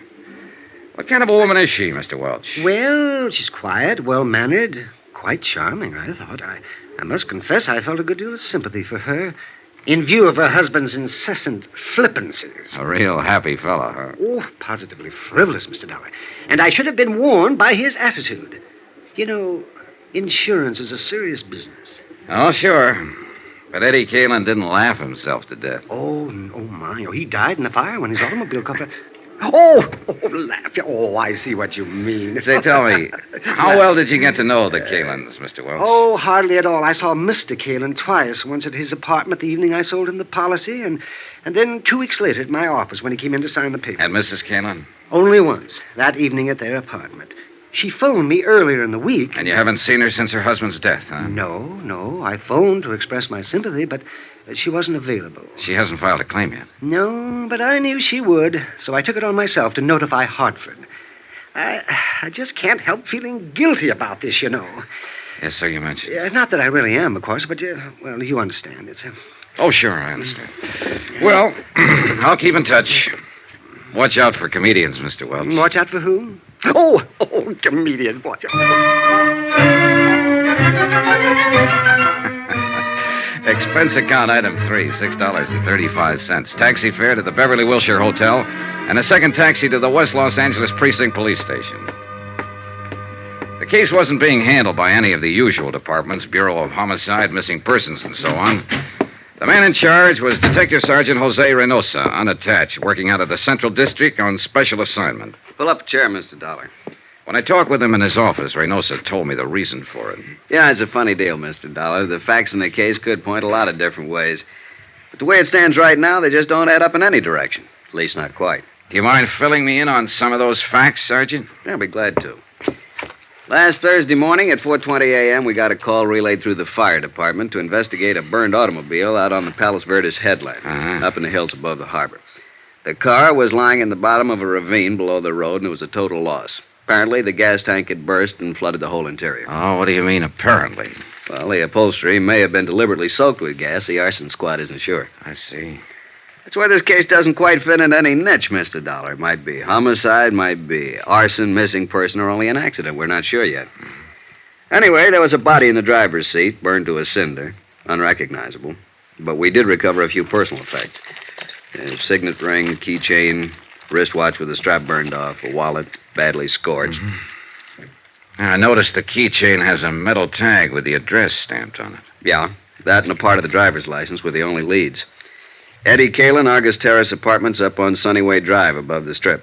So we went up there and we ran into a second surprise. What do you mean? Nobody home. We attained access, found the place in a mess. There'd apparently been a fight, a chair and a couple of lamps were broken, and there were bloodstains in the living room. What about Mrs. Kalin? Located her the next afternoon. She'd been spending a few days at a friend's cabin up at Arrowhead. Does the friend confirm it? She was there alone, had her own car. Yeah, she might have come back to town that night, but we got nothing to prove it. Or disprove it. Right. Just another one of those maybes. That's all this case is, a collection of maybes. Yeah, I see what you mean. Tell me, Sergeant, just who was Eddie Kalin? Eddie Kalin, male, Caucasian, height 5'11", weight 175, complexion olive, hair medium brown, eyes gray, age 34, birthplace Chicago. What was he? What did he do? He called himself a promoter. Done a lot of things. Small-time agent for a while, handled a few singers and dancers, vaudeville and nightclubs. Been a bookie off and on, but mainly he was a gambler. Oh, and there's another maybe for you. Now, how's that? According to rumor, Eddie was in an all-day poker game. It broke up only a few hours before we found the car. The game was supposedly run by a big-time gambler named Topo Leanley. And the word has it that Eddie cleaned up something over $60,000. And there was no money found on the body? Nope. Have you talked to this Topo? Sternly. We had him in here for 4 hours this morning. He never heard of Eddie Kalin. Wouldn't know a poker deck if he saw one. Spends all his spare time raising petunias and driving his dear old mother to church. Like that, huh? Like that. So there's another one for you. Maybe Topo didn't like the idea of losing 60 grand, decided to get it back. Or maybe the widow wanted the insurance, or it could be that somebody else took a crack at him. And it's possible, of course, that Eddie mailed the $60,000 to a blonde in Milwaukee and just ran off the road by accident. Yeah, it's possible. But I don't think so. I don't think it was an accident. I'm always getting cases like this. It's the kind they always put me on. Officially, it's because I'm a college man and majored in criminology, but actually, it's because I'm a Latin, Mexican ancestry, and they know I get certain feelings about a case, hunches. Oh? And how do you feel about this one? It's hokey. Real hokey. And it's murder, not an accident. But beyond that, can't solve. Why don't you poke into it a little, see what you can find? Then maybe we can talk it out some more over a bottle of Muscatel. Yeah, good idea. Where can I find Mrs. Kalin? Oh, the widow? Well, that's a good starting point. She's out at their apartment. There's the address. Okay, thanks. Oh, just one other thing, Sergeant Reynosa. When you gained access to the apartment, I assume the door was locked. Yeah, it took a little effort. Oh, what kind of a lock? Automatic night latch? Spring cylinder? No, it was an old-fashioned Warden bolt. Had to be locked with a key. Mm-hmm. What are you getting at, Mr. Dollar? Oh, a hunch of my own, Sergeant. Let's save it for the Muscatel. See you later. Expense account item 4, $2. Taxi to the Kalin apartment in West Hollywood. It was shortly after dusk by now, and the lights were coming on all over the city. It was a cool, clear night. Los Angeles at its best. As we swung off the Sunset Strip and started climbing up into the hills, I looked back across the basin toward the dark mass of the Palos Verdes headland that bounded the far side of the great carpet of lights. 3 nights ago, a man had died over there in the darkness, and in a few minutes now I'd be talking to his widow, or at least to the woman who claimed to be his widow.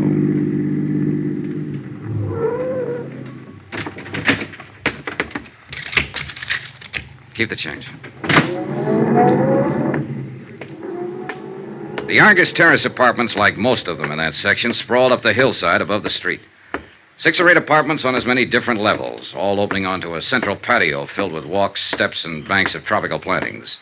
The Kalin's apartment was at the top, and I was still 50 feet from it when the door opened and a man came out and hurried toward me. I stepped back against the shrubbery and waited for him. Good evening, Mr. Welch. Oh, my. Oh, it's you. Your second visit to Mrs. Kalin? Second? Oh, yes, it is. I imagine you've been notified, too. Notified? Well, yes. I got a wire from the Home Office in Hartford this evening. That's why I'm here. Well, Mrs. Kalin has filed under the double indemnity clause of the policy a claim for $10,000. She has, huh? She hopes it can be paid immediately and without any trouble. Well, I don't like to dash a lady's hopes, Mr. Welch, but I've got news for the widow. News? The claim won't be paid immediately. And before this is over, there's going to be a lot of trouble. Oh? In fact, Mr. Welch, if my hunch is right, this claim is not going to be paid at all.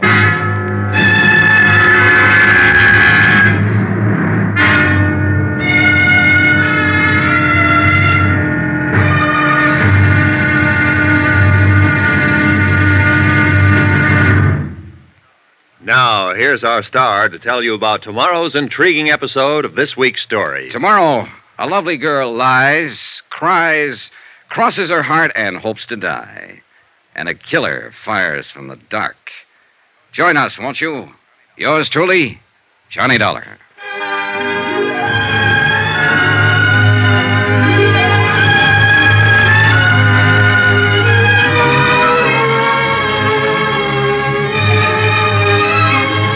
Yours truly, Johnny Dollar, starring Bob Bailey, is transcribed in Hollywood.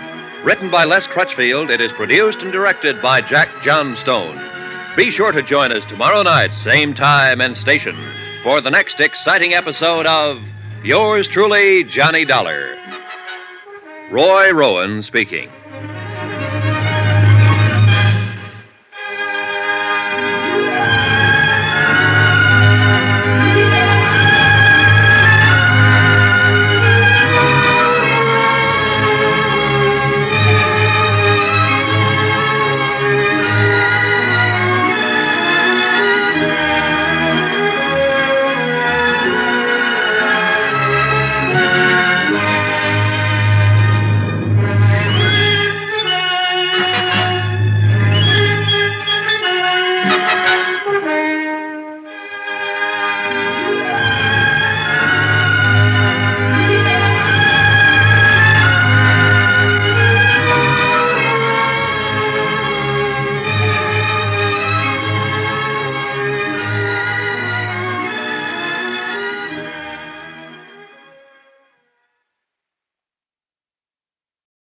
From Hollywood, it's time now for... Johnny Dollar, Mrs. Kalin. I think Mr. Welch told you I'd be around to see you. Oh, yes. You're the special investigator the insurance company sent out. That's right. Mind if I come in? All right, Mr. Dollar. Thanks. In through here. Your company didn't waste any time, did they? Sending you out here, I mean. No more than you did in filing your claim. I have a right to it. With Eddie gone now, I need the money. I see. Sit down. Thanks. How many keys are there to that door? Keys? What do you mean? Your front door. How many keys do you have? Just one. And of course, Eddie had one. Why? What difference does it make? Just about enough difference to hang somebody. Cigarette, Mrs. Kalin?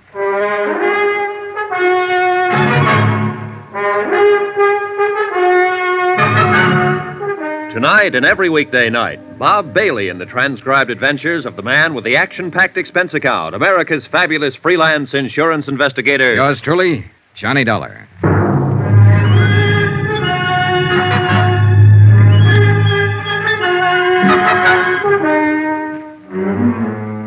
From Special Investigator Johnny Dollar, location Los Angeles, to the Home Office, Trinity Mutual Insurance Company Limited, Hartford, Connecticut. Assignment, the Kalin matter. Expense account continued. That's quite a dramatic statement, Mr. Dollar. Are you prepared to name that somebody who may get hanged? Not at the moment. Could it be that you don't have a name? That's possible, of course. That you're just fishing, so to speak? Bluffing? Now, why would I do that with you? I don't know, frankly, but you must have come here for some reason. Yes, I wanted to ask you a few questions. And you'd be smart to answer them, under the circumstances. What circumstances? The only one I know anything about is the tragic one of losing my husband only 3 days ago. You have my sympathy, Mrs. Kalin. Sergeant Minosa questioned me for hours. There's nothing more to answer.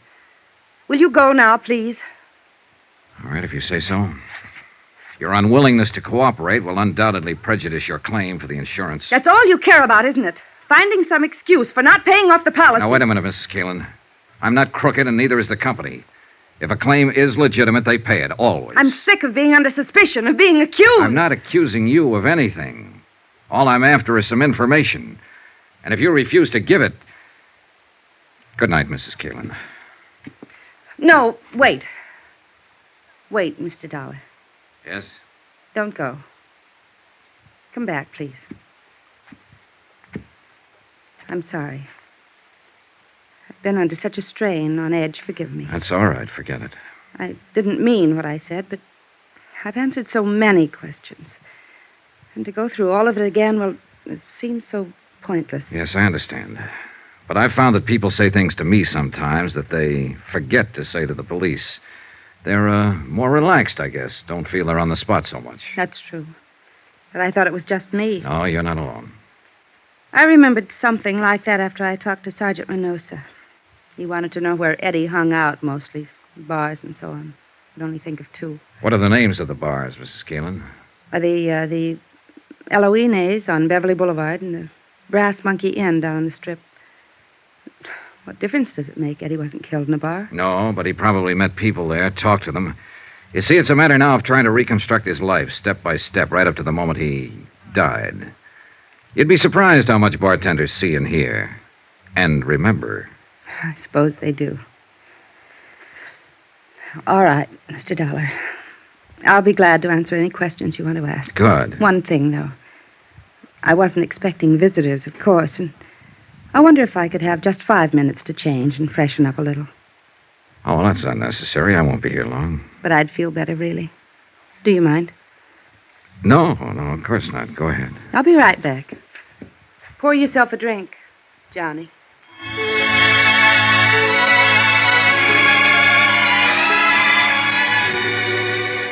I had the drink and waited and got ready to brace myself. I've been through this before. Attack plan number 2, a common garden variety. When you can't beat 'em, join 'em. And when the joiner is a lovely woman, the maneuver usually starts with some paraphrase of, slip into something more comfortable. Why don't you have a drink? And a sudden switch to first names. And it always ends up with you and I against the world. And, couldn't you forget just one little mistake? The little mistake being something like arsenic in a husband's coffee. Yeah, an old familiar pattern. And a first resort just as often as a last. She was gone 20 minutes, not 5, but it was time well spent. A carefully casual touch with the hair. Makeup skillfully softened. Perfume. And one of those frothy nylon jobs designed for that special evening in. Bugle call, charge. Like another drink, Johnny? Thanks. I still have some. I think I could use one. Would you mind? Sure. What do you have? Scotch and soda, please. Thanks for being so patient. I feel better now. More, comfortable, huh? Something like that. Easy on the soda. Right. There you are, Mrs. Keelan. Thanks. Would you do something else for me? Oh, I'd be happy to. But I don't know your first name. Touché. All right. What are your questions? How do you think it happened? I don't know. Not some enemy, because Eddie didn't have any. Just friends. Too many friends. Who are some of them? There's only one who really fits the definition, who's really lasted. His name is Pete Steimer. Pete Steimer. Where can I find him? You can't. Or at least the police haven't been able to. Nobody's seen him since that night. He's had nightclubs off and on, and in between he makes books. What about those other friends, the ones who don't last? They drift in, drift out, depending mostly on whether Eddie had any money at the moment. Of course, there were women. Oh? Showgirls, mostly dancers, strippers, so on. Know any of them? Hardly. Ever hear any of their names? Always made a point not to. Otherwise, I'd have killed him long ago. Did you kill him, Mrs. Keelan? No. Did you love him? That's a good question. I think I'll have to pass it, though. I don't really know. I feel all hollow, smashed up inside over what happened.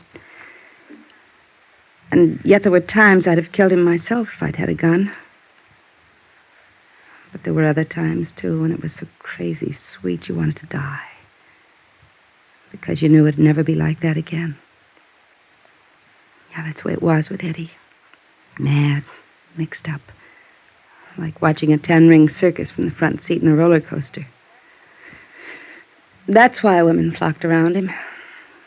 That's why they always ran from him later. You didn't run. Could I have another drink? Oh, sure. Were you trying to run when you went up to Arrowhead by yourself? Maybe. We'd had a fight. I ran out and told him I wasn't coming back. And only 3 days later, over the radio, I heard where he'd been found dead. Burned up in his car. Here you go. I guess they call it shock. I still can't really believe it, even though I know it's true. Well, I guess you should know. I understand you're the one who identified the body. I identified a wallet, burned black, a wristwatch, a ring. All of them things I'd bought for him. They told me there wasn't anything that could be called a body. Yeah, well, I'm sorry, Mrs. Kalin. I know this is painful It's for all you. right. Like I said, I can't believe it. Not really. Do you have any other reason for not believing Eddie is really dead? I mean, besides just a feeling. No. No, of course not. What do you mean? What do you mean? Well, it was just a question, that's all. Forget it. But I Let's get back for a moment to another question. You said you were sure it wasn't some personal enemy who killed your husband. Then what do you think? Well, the same as the police, I guess. They said Eddie won a lot of money that night from some gambler named Topo Leanley. You don't know this Topo Leanley, huh? No, but I suppose that's why Eddie was killed. The money wasn't found, so I guess it was robbery. Did you know about the money? Well, it all happened while I was up at Arrowhead. Anyway, if Eddie ever had any money, I'd be the last one to know about it. He always spent his money where it would show, where he'd get something for it. Laughs, bells, whistles, balloons going up. Not at home. Never. Yeah, I'm well, sorry. Forget I said that. I hate women who sit around drooling with self-pity. Like you said. I didn't run. I guess maybe I did love him, Mr. Dollar. Is there anything else you... No, I guess not. At least not tonight. You look a little beat. Yes, I'm afraid I am. You'd go around trying to keep up a front, but it's been rough. Yeah, I imagine. Well, That business a while ago, fixing myself up a little. This robe. I just had to do it. There are times when a woman has to feel like a woman. In order to feel anything, even sane. I guess you wouldn't understand, though. And I'm afraid I gave the wrong impression. no. I think I do understand. Now. And I also think I owe you an apology. For what? For walking in here with a preconceived opinion, for being rude, being wrong. I'm sorry. Forgive me. Forgiven. Forgotten. And come back again, please. Regardless. I might, on one condition. Yes? Your first name. Would you mind? It's Lila. Thanks, Lila. Good night. Good night. I caught a flash of movement from the corner of my eye and whirled around just in time to see somebody slip off the corner of the terrace and edge into the shadows of the shrubbery. I stepped off the porch and moved toward the dark hedge of banana and scrub palm. I was watching for a sudden attack, but nothing happened. Then I heard a slight sound on the next terrace level up the slope, a rustle of bushes, an accidental scrape of a shoe on the cement walk, and I slipped along the walk. I stopped at the head of the steps and listened. Nothing. The only way out of the patio to reach the street was to come past me. I started searching. But even though I was on guard, when the attack came, it caught me off balance. All I could see was a dark shape and the glint of metal in an upraised fist. I grabbed the arm and twisted and drove my left into his stomach, and again. He rolled to his knees and raised his right hand, and again I saw the glint of metal. I jumped for him, grabbed his hand, twisted it back, and at the same time I swung my foot and kicked him in the jaw. Johnny! Johnny, are you all right? Yeah, I'm all right. Call Sergeant Reynosa, will you, Lila?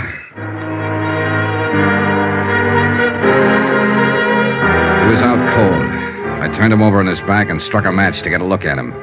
He was a big man, stocky, bull-necked, blonde-haired. I slid my hand inside his coat and fished out his wallet and opened it. His name was Topo Leanley.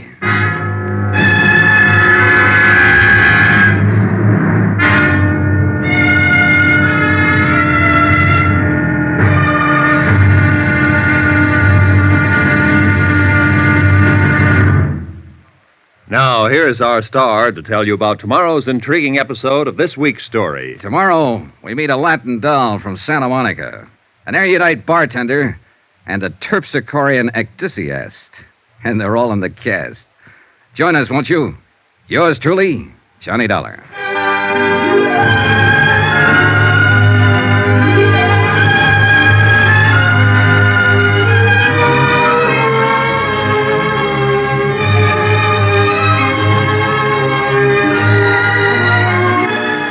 Yours truly, Johnny Dollar, starring Bob Bailey, is transcribed in Hollywood. Written by Les Crutchfield, it is produced and directed by Jack Johnstone. Be sure to join us tomorrow night, same time and station, for the next exciting episode of Yours truly, Johnny Dollar. Roy Rowan speaking.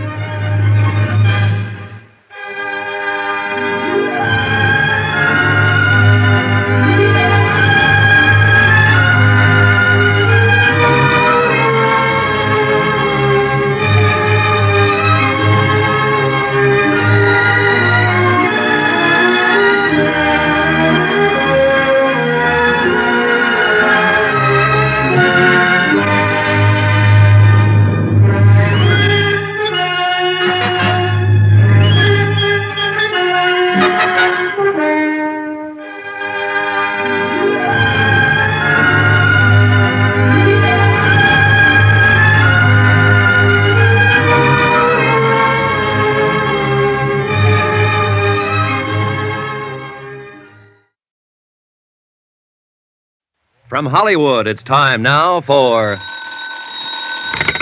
Johnny Dollar. This is Reynosa, L.A. Police. Oh, hiya, Sergeant. Any luck? Nothing.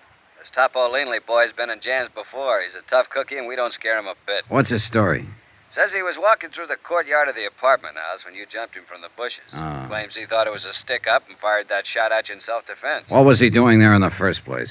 Calling on a girlfriend, only she'd given him the wrong address. Sure.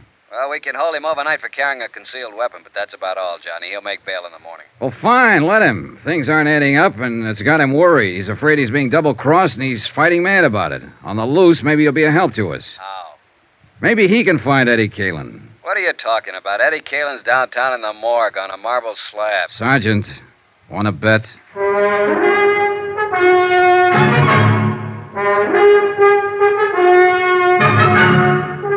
Tonight and every weekday night, Bob Bailey in the transcribed adventures of the man with the action-packed expense account, America's fabulous freelance insurance investigator. Yours truly, Johnny Dollar.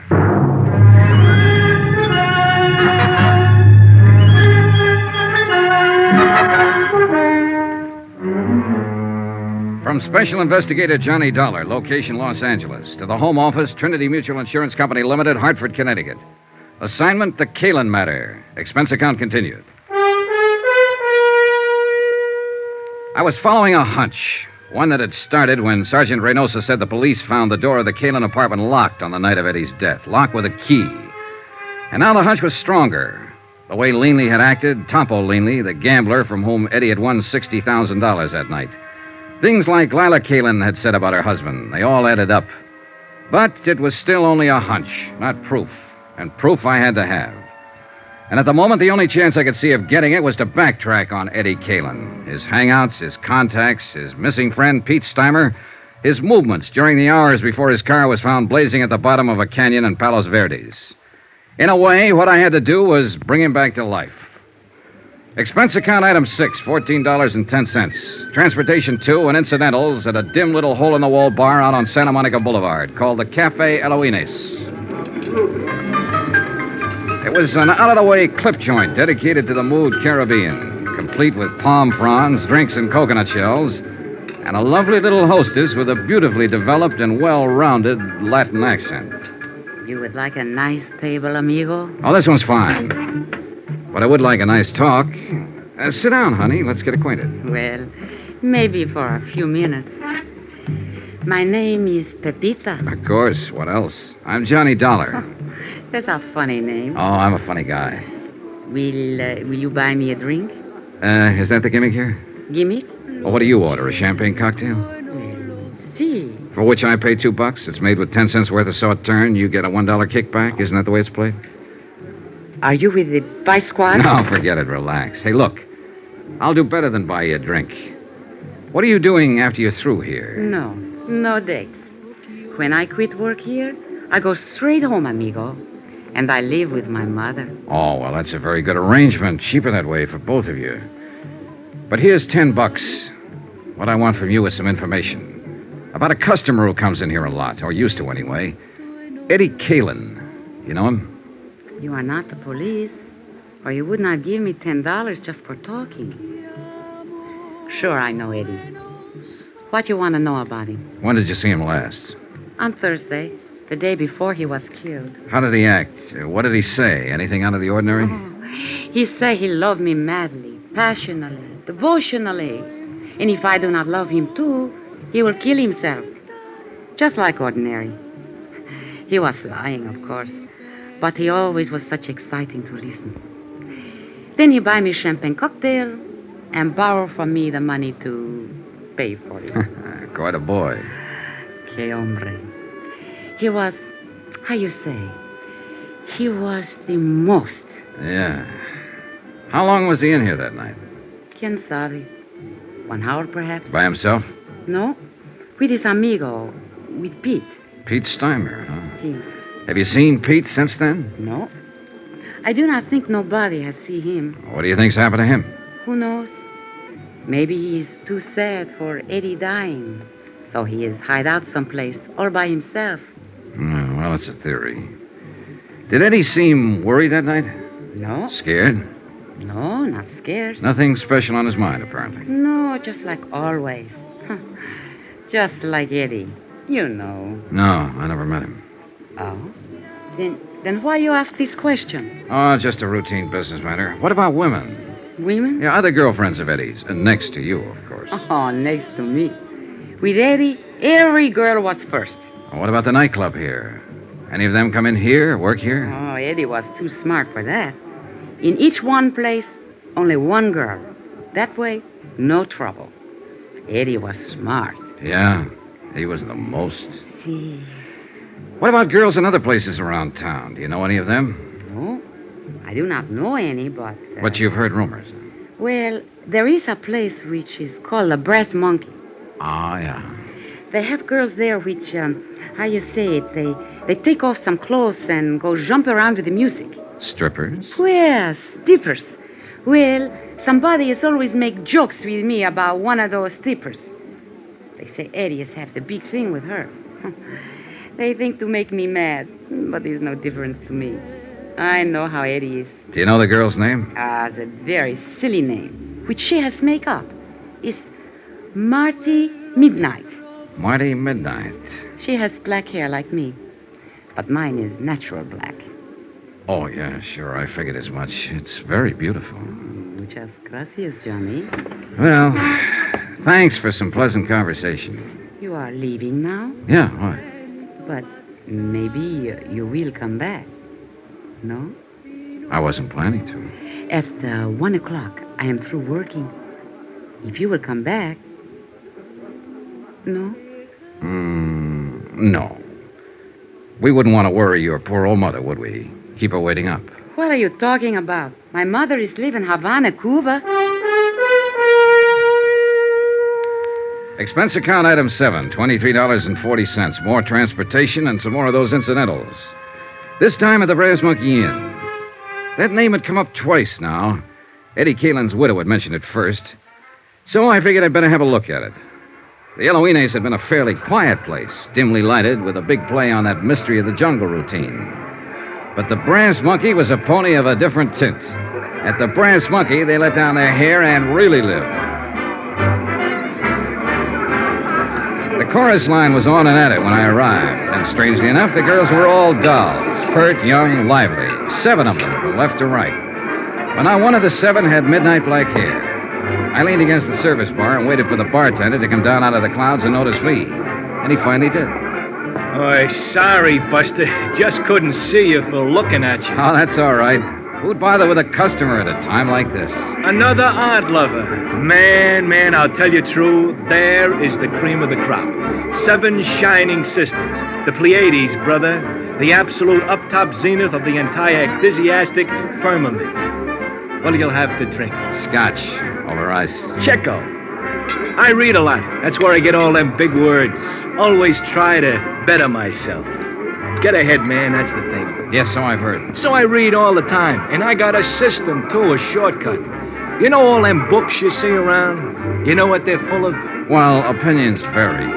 Words. And you know where they get them? From the dictionary. So I don't mess around. I go right to headquarters. The only book I read is the dictionary. You what? Sure. Read it through twice, and now I'm clear up to J on the 3rd time around. You know what a joss house is? Yeah, it's a Chinese temple. I think I need that drink now. Oh, I'm sorry, Buster. Here you are.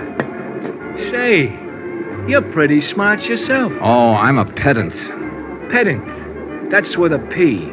Nah, I won't get to that for another 3 months. That's a buck even for the drink. Here you go. Keep the change. Well, thanks. Hey, this is a 20 you give me. Yeah, I know. I see. Well, Buster, the answer is no. I can't fix you up with one of the girls. All I want is some information. Like what? Like where is Marty Midnight this evening? Oh, that I wouldn't know. She hasn't been around since, well, not for the last 4 or 5 nights. Since Eddie Caleb was murdered? Is that what you're about to say? Police? Insurance investigator. The company I represent issued a policy on him. Eddie Kalin with insurance? Yeah, he took it out about 2 months ago. Who's the beneficiary? His wife. Well, I never met the gal, but I guess she's got something coming. She must have took quite a beating off of Eddie. Man, that cat could really operate. So I gather. You happen to know where Marty lives? Nah, she moved a few weeks ago, after she took up with Eddie. I don't even know her real name. Hey, is the manager here? I'm the manager, Buster. I hired him, fired him, and in between, just look at him. Oh, man, what a life. Do you know a friend of Eddie's named Pete Steimer? Sure I know. He hasn't been around either. Disappeared that same night, huh? Yeah, that was a bad night all around. There was another guy dropped out of sight, too, a hood named Mike Kelso, one of Topo Leanley's boys. Do you know Topo? He comes in all the time. He's, Hey, wait a minute. You must be the cat that broke his arm. Well, congratulations, felicitations, and happy days. I'll have a drink myself on that. Real popular boy. Huh? Oh, the most. I understand he got his start by leaning out of his baby carriage and shoving his mother under a car. Was he in here that night? Well, sure. That's where Eddie met him. I told Eddie to stay clear of that game. And was I right? And you think that's why he was killed, for the $60,000 he won that night? Buster, that's the type of question I never answer. And that's exactly why I stay so healthy. Well, you don't have to answer. That's where all the logic points. Eddie met Topo Leanley in here that night and was invited into one of Leanley's big-time poker games. Eddie was lucky, plenty lucky, and Leanley got hit hard. He decided he wouldn't stand still for it, so he and his muscle man, Mike Kelso, went around to Eddie's apartment, beat him up, got the $60,000, took Eddie out to the Palos Verdes hills, ran him off the cliff, and set fire to his car. Any reason why it couldn't have happened like that? No. But there are a lot of loose ends. Like what has happened to Pete Steimer and Marty Midnight? Scared silly, hiding out. Mike Kelso. Same thing. He's sweating it out, waiting to see which way the wind blows. Or there's whispers around that he double-crossed Topo and ran out with the dough. Could be. But I keep remembering that door. What door? To Eddie's apartment. It was left locked with a key. So what's it got to do with every... Uh-oh, the police. I'm raided again. Hey, Red, dump that water, bar, whiskey down a sink. Jackie, get back there and tell the girls to cover up. Now, take it easy, you cats. Just keep your seats. Everything is copacetic. Relax. It's not a raid. That's Sergeant Reynosa. He's handling the Kalin case. Buster, a cop's a cop no matter what he's handling. Now, shake it up, Red. Turn on that water in the sink and dump it all in. What the devil are you doing here, Johnny? Having a drink? What's up, Sergeant? I'm looking for a girl who's supposed to work here named Marty Midnight. So am I. What's your reason? Suspicion of murder. What? The guy was killed in their apartment about an hour ago. The neighbors heard the shots. And it's real crazy, Johnny. It just can't be, but it is. We got a fast check on the fingerprints. You know who the guy was? Sure. It was Eddie Kalin.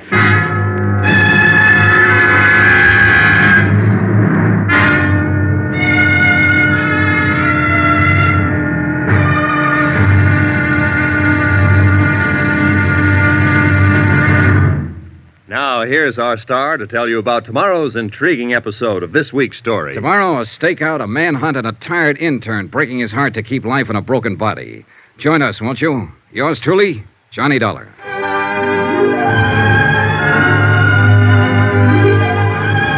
Yours truly, Johnny Dollar, starring Bob Bailey, is transcribed in Hollywood. Written by Les Crutchfield, it is produced and directed by Jack Johnstone. Be sure to join us tomorrow night, same time and station, for the next exciting episode of Yours truly, Johnny Dollar. Roy Rowan speaking.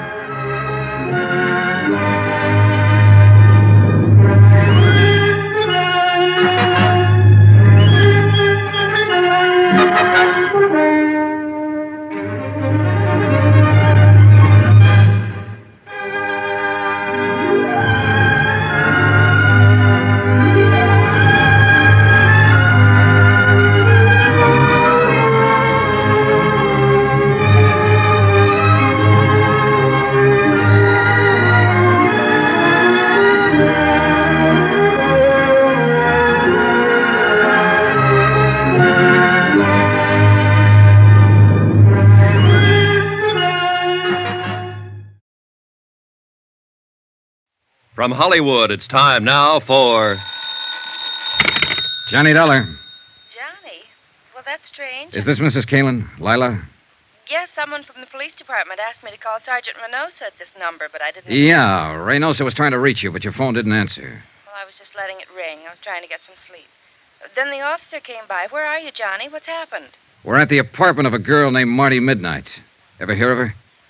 No, why? Lila, you better brace yourself, honey. You've got another shock coming. Shock? What do you mean?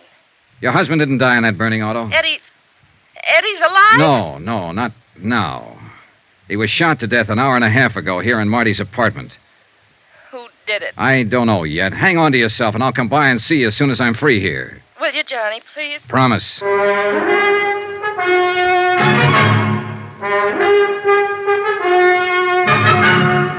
Tonight and every weekday night, Bob Bailey in the transcribed adventures of the man with the action-packed expense account, America's fabulous freelance insurance investigator. Yours truly, Johnny Dollar.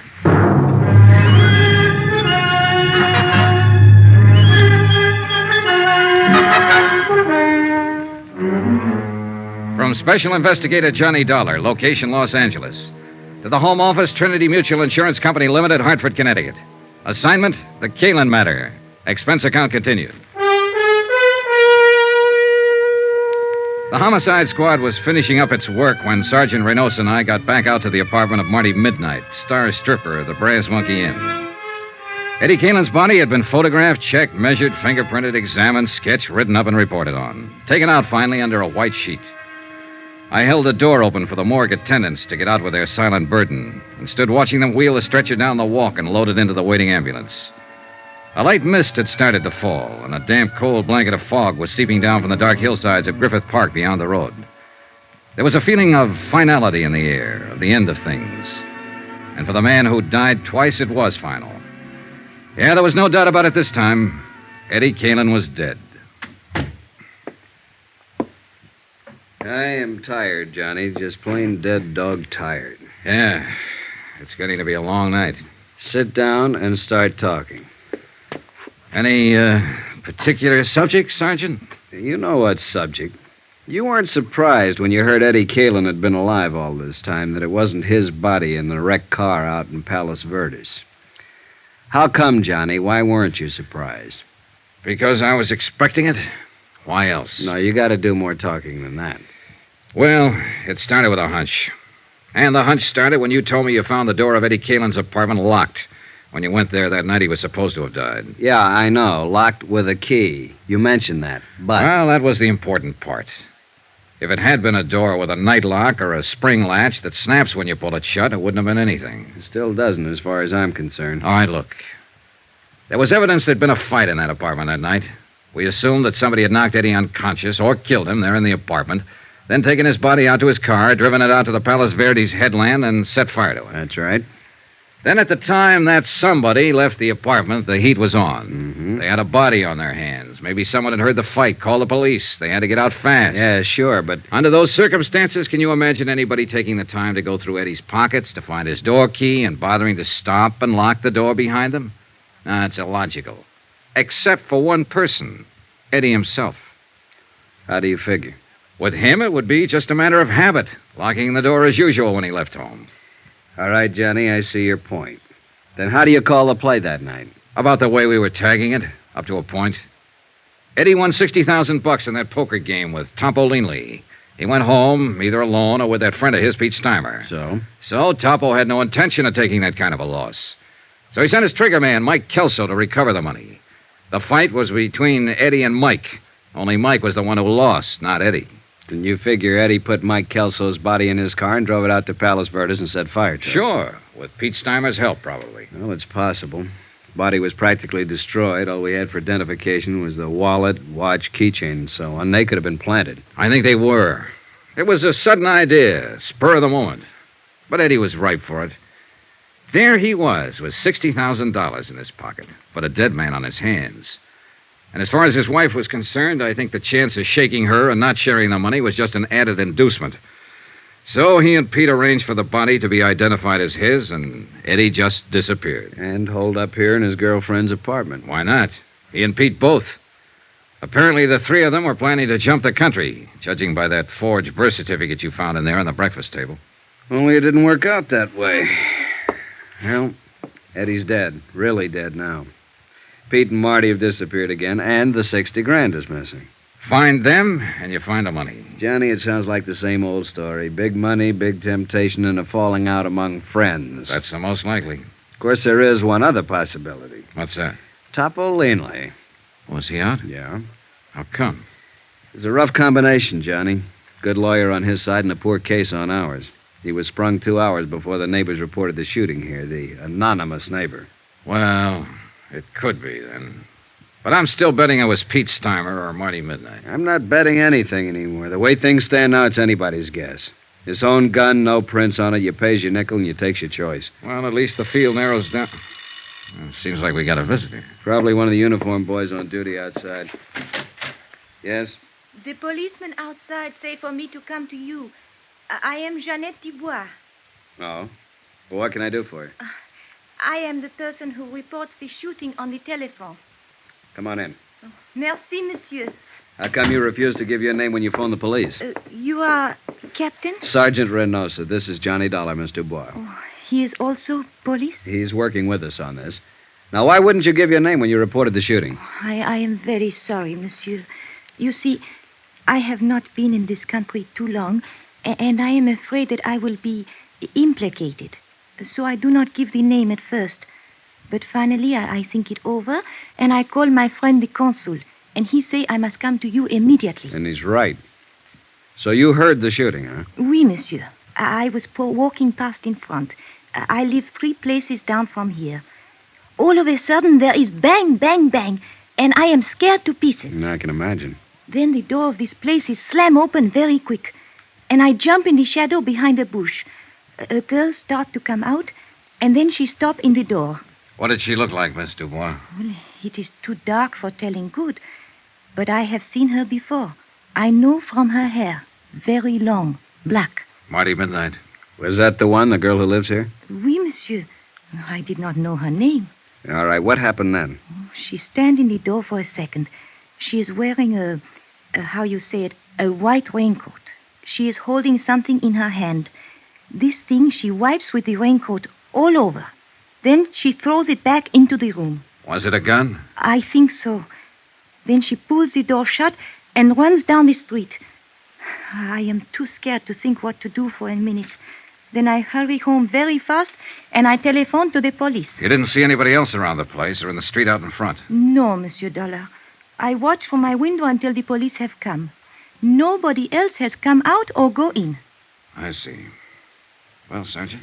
She won't get far. Girl with her looks draws too much attention. We'll pick her up before morning. Thank you for your information, Miss Dubois. In view of your cooperation now, I think we can forget about you not telling us all this sooner. Does that mean I can go now? Yes, just leave your name and address with the officer outside. Oh, merci, monsieur. Au revoir. It kind of surprises me. I could figure the two of them together ganging up on Eddie.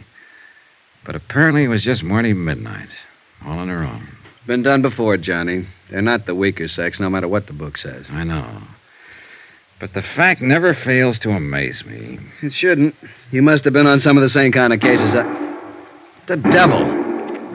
Come on! The patrolman stationed at the back entrance of the apartment house told us what had happened. He'd surprised somebody, a man he thought, lurking in the bushes beside the house. The prowler fired a shot and ran. He paid no attention to the order to halt. The patrolman had fired twice, missed. The fugitive had escaped into the dense underbrush of Griffith Park just across the street. Sergeant Reynosa spotted men quickly along the edge of the brush, set up a portable spotlight from the squad car, sent his other car up an access road to block off the ridgeline, radioed for reinforcements. Within 5 minutes, a 15-acre area of the slope was surrounded and blocked off. Well, what do you say, Johnny? Shall we go in after him? Yeah, looks like we'll have to. He seems to be the shy type. Call it. Who do you think? I'm putting my money on Topolini. Good bet. Let's go. Keep that crowd back out of the way. All right, get back here. Couldn't be any darker in here. Oh, wetter. Hey, shoot your flash over there toward the right. No, it's an old stump. All right, we've got you surrounded. You better come out with your hands up. If you try to resist, you'll only make it tougher on yourself. You hear something, then? No. It was over to the left, I think. Let's take a look. Watch yourself, Johnny. He's thrown lead once already. Yeah. There. Back of that tree. Hold your flash steady. There. I see. Come out with your hands up. It's your last chance, I'm warning you. I got no choice, Johnny. He's down. Come on, Sergeant.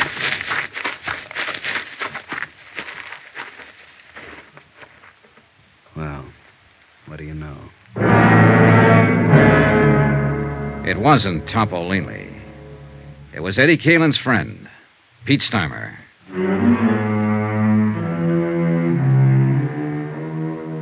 Expense account item 9, $1 for a newspaper, 2 packs of cigarettes, and a cardboard carton of hot coffee purchased from an all-night diner across the street from the Queen of the Angels Hospital. I took them up to the police emergency ward, room 612, pulled a chair up in front of the window, and sat down to wait. Pete Steimer was still unconscious. Still hadn't been able to speak a word since he dropped to the ground with Sergeant Reynosa's bullet in his chest. So I waited. Outside, the cold mist was still coming down steadily. The night was pretty far gone. It was less than 3 hours before dawn. A nurse sat silently beside the bed. The only sound in the room was the hoarse, slow breathing of the wounded man.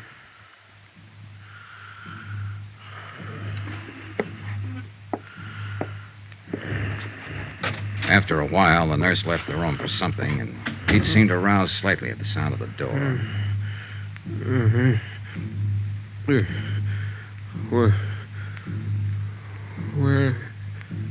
Where am I? Take it easy, Pete. Don't try to talk. Eddie. Is Eddie here? No, he's not here. He ought to be here. It's always been like this. Relax now. It's all right. Eddie always runs out and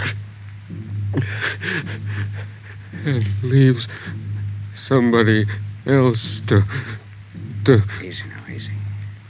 Somebody else to face the music. Pete?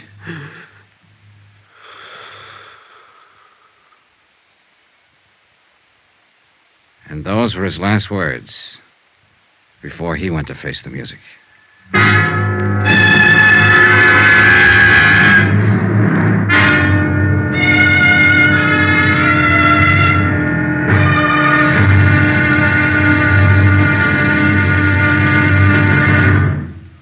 Now, here's our star to tell you about the final intriguing episode of this week's story. Tomorrow, a quarry run to earth, a strange alibi, and a shocking twist at the wind-up. Join us, won't you? Yours truly, Johnny Dollar.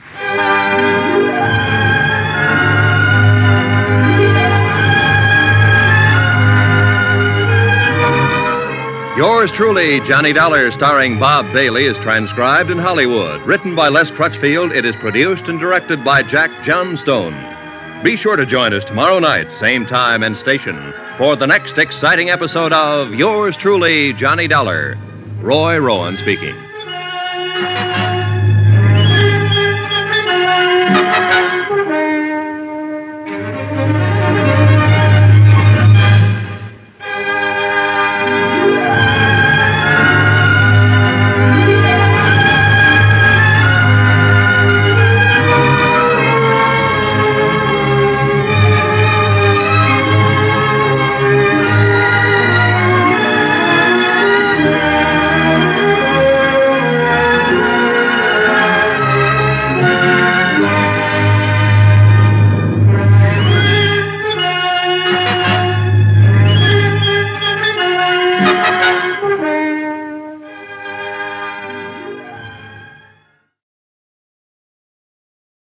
From Hollywood, it's time now for Johnny Dollar. Sergeant Reynosa, Johnny. Oh, I was just going to call you. Has he talked yet? Pete Steimer is dead. When? A few minutes ago. He almost regained consciousness for a few seconds, and that was all. There's no chance to question him. It's too bad. Yeah, he might have been able to clear it up for us. I think maybe it is cleared up, Johnny, or will be at least in the next hour. What do you mean? We picked up Marty Midnight. When? Where? A few minutes ago at the bus depot with a ticket for San Diego in her hand. I haven't talked to her yet. They're holding her downtown headquarters. Why don't you meet me there? Fine, right away. Looks like the wind-up, Johnny. I hope so. I really hope so.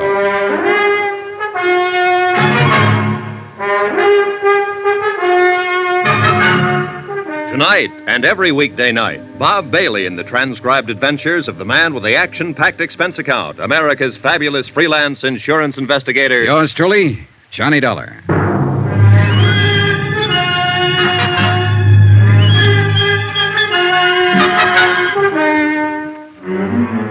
From Special Investigator Johnny Dollar, location Los Angeles, to the Home Office, Trinity Mutual Insurance Company Limited, Hartford, Connecticut. Assignment, the Kalen matter. Expense account, final page. Item 12, $1.60. Taxi from Queen of the Angels Hospital to police headquarters and interrogation room 9. The police clerk showed me to the observation anteroom and left. I paused for a moment and looked in through the one-way mirror window. Sergeant Reynosa was already there, and the girl, Marty Midnight, sat facing him across a plain wooden table. He was glancing through the arrest file and apparently hadn't started to question her yet. She was younger than I'd expected, not over 22 or 23, and she was obviously scared. But her face was set and ready, sullen, defiant. I tapped on the door, and the jail matron let me in. Oh, come on in, Johnny. Take that chair, if you will. Thanks. When do I get to see a lawyer? You go under the name Marty Midnight? That's right. I said What's your real name? How long have you been in Los Angeles? Where'd you live before that? You see we got hold of here, Johnny? Yeah, I see. One of those wise ones, or so she thinks. If you're ever arrested, keep your mouth shut. Somebody told her that back along the line. She thinks it's good advice. I want a lawyer. Don't talk. They can't pin anything on you. She believes it. She'll probably still believe it right at the door of the gas chamber. I haven't done anything. You gotta let me see a lawyer. It's a law. You'll see one at the usual time. I know that law, too, Marty. And you're not being deprived of any of your legal rights. What's your real name? Well, then I guess we'll have to contact your folks and see if they have any influence. Contact my folks? Who are they? Go on, tell me. Well, let's see. Oh, yes, Mr. and Mrs. John R. Jackline of San Diego at 426... How did you find out? And your name is or was Jean Luann Jackline. Don't let my folks know, please. I'll talk, Sergeant. I'll answer anything you want to know. If you just won't use my real name. If you won't let my folks find out, please. Suddenly, she was just a frightened kid, not a hard-boiled little chorus pony, a nightclub stripper, but only a scared girl who didn't want her folks to find out. She kept her head down, and she answered Reynosa's questions, her eyes lowered, like a repentant school kid who had been caught playing hooky. Then I remembered. The charge here was murder. Did you know that Eddie Kalin was married when you started going around with him? Not at first. And later you found out, but you kept on going with him. Well, he said he was getting a divorce. He said he'd been trying to get free of his wife for 6 months, but she wouldn't let him. Did you believe that? Well, yes. I don't know. I didn't until he came here that night. He said we were going to run away to Mexico together. The night he killed Mike Kelso? Yes, but I told you I didn't know about that until 2 days later. And it was self-defense, honest. Mike was trying to hold him up to get back the money Eddie won in that poker game. It was self-defense. Then why did Eddie go into hiding? Well, I told you that, too. It was his chance to get away from Lila and... Where were you going when the police arrested you over there in the bus station? San Diego. To my folks. Nobody here ever knew me by any name except Marty Midnight. I didn't think you could trace me. And you didn't want to be traced? Well, of course not. I came back and saw the police car at my apartment, and then I knew you'd found Eddie. I didn't want to be mixed up in it. Why'd you kill him? Marty? Kill who? Eddie. It wasn't Eddie. It was Mike Kelso. Eddie's the one who killed him in a fight. I told you that. It was... Oh, but you know it wasn't Eddie. You picked him up at my apartment, didn't you? Yeah, sure. We picked him up. In a basket. What? He's across the street in the morgue. Why'd you kill him, Marty? I didn't kill anybody. I didn't know Eddie was dead. I was coming home and I saw the police car. I thought you'd found him, that's all. I didn't know he was dead. I didn't kill him. You gotta believe me. I didn't know anything about it, honest. Honest. Marty Midnight. Sharp, hard, tough. A striptease dancer who'd been around, knew all about it. Marty Midnight. A scared, sobbing little child. Honest. Cross my heart and hope to die. Well, maybe she would. I left a few minutes later, and Sergeant Reynosa walked out with me to get a breath of air. It was a cold, gloomy night with a gray dawn just ahead. 3 people were dead. And in the great stone building we walked out of, the machinery was grinding away, getting ready to take the life of a 4th one. Well, I guess I better get back inside, Johnny. You all right, Sergeant? The lab boy's making a paraffin test. You know, it's too bad. She's just a kid. Yeah. I was hoping it'd be Topo Leanley. That I'd love. He's long overdue. Well, he's still on the loose. It's a kid up there. You know it, and I know it. And anything else is just wishful thinking. That witness saw her leave, saw her wipe off the gun, throw it back into the apartment. Yeah, I know. Well... Where'll you be, Johnny? The hotel? Oh, not for a while. I'm going to stop by Lila Kalin's. At this time of night? Oh, she'll be waiting up. I promised her I'd see her and tell her what happened. She's, taken quite a beating out of this mess. Why do they do it, Johnny? Why do dames fall for a guy like Eddie Kalin? Philosophy? At this time of morning? I'll see you later. Expense account, item 13, $2.80. Taxi fare to the Argus Terrace Apartments to talk to the widow and beneficiary, Lila Kalin. Oh, Johnny, come on in. Thanks, Lila. I've been sitting in here in front of the fireplace all night long. I'd almost given you up. Well, a lot of things happen. Man, I'm really beat. Coffee or a drink? Coffee, I guess. Black. Is it all over now, Johnny? Well, it amounts to that. They've apparently got the killer. Who? That girl he was hiding out with, Marty Midnight. She's a striptease dancer. Why? Why did you do it? The money, I suppose. They haven't found it yet, but they will.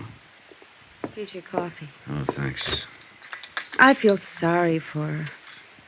Maybe because I feel sorry for myself or anybody who ever got mixed up with Eddie. Why do we do it, Johnny? Why do we go blind when a guy like that comes along? I don't know. You tell me. I wish I knew. Maybe a girl I met yesterday evening had it tagged. She said she knew Eddie was always lying. But he made it sound so exciting. He did. I had 4 years of it. Never knowing when he'd walk out and not come back. Never knowing who he was with. Knowing only one thing for sure. That he was lying to me every hour of the day. Now that it's over, I wonder why I went through with it. But he did make it sound exciting. Well, the best thing you can do, Lila, as soon as it's cleared up. Who can that be? This Oh, it time? might be Sergeant Reynosa. I told him I'd be here. Hello? Oh, yes, just a moment. You were right. Thanks.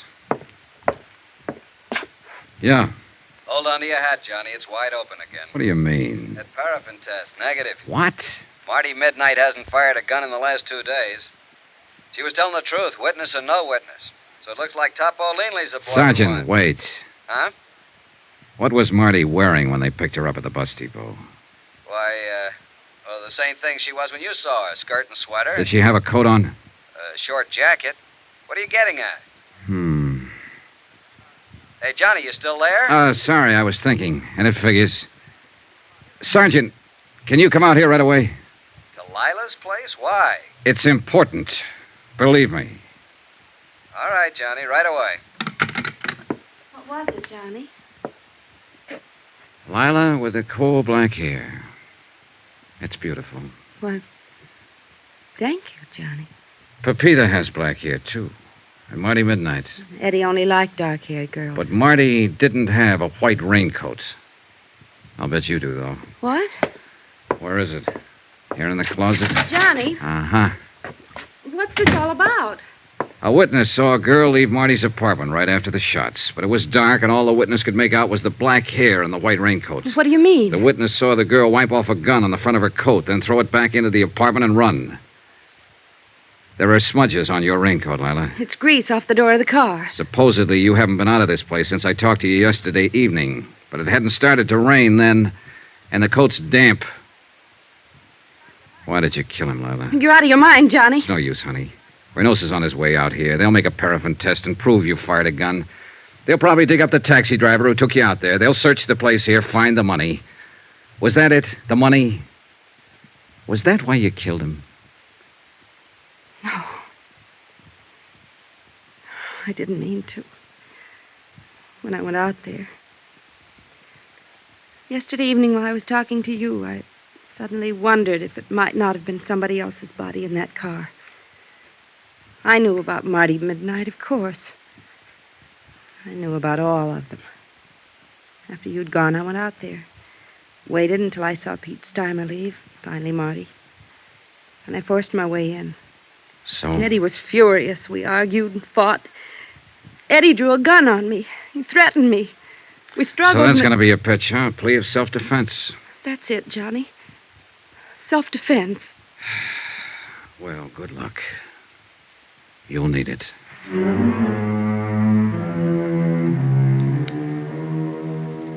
Expense account item 13, $263.35. Incidentals, etc., in Los Angeles and plane fare back to Hartford. Expense account total, $596.85. End of expense account. End of report. Remarks? So the question still stands. Why do they do it? Why do girls go blind when the Eddie Kalins walk in? You might ask a stripteaser down in San Diego. But don't look for her under the name of Marty Midnight. She's Jean Luann Jackline now, a quiet kid. Lives at home with her folks. Yours truly, Johnny Dollar.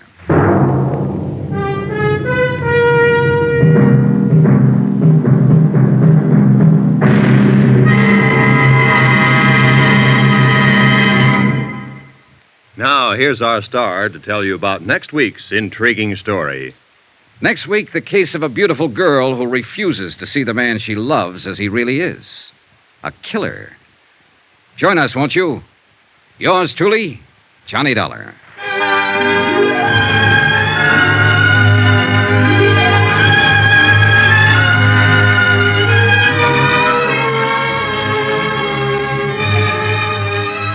Yours truly, Johnny Dollar, starring Bob Bailey, is transcribed in Hollywood. Written by Les Crutchfield, it is produced and directed by Jack Johnstone.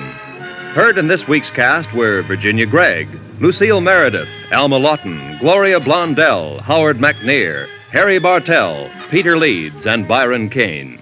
Musical supervision by Amerigo Marino. Be sure to join us on Monday night, same time and station, for another exciting story of yours truly, Johnny Dollar. This is Roy Rowan speaking.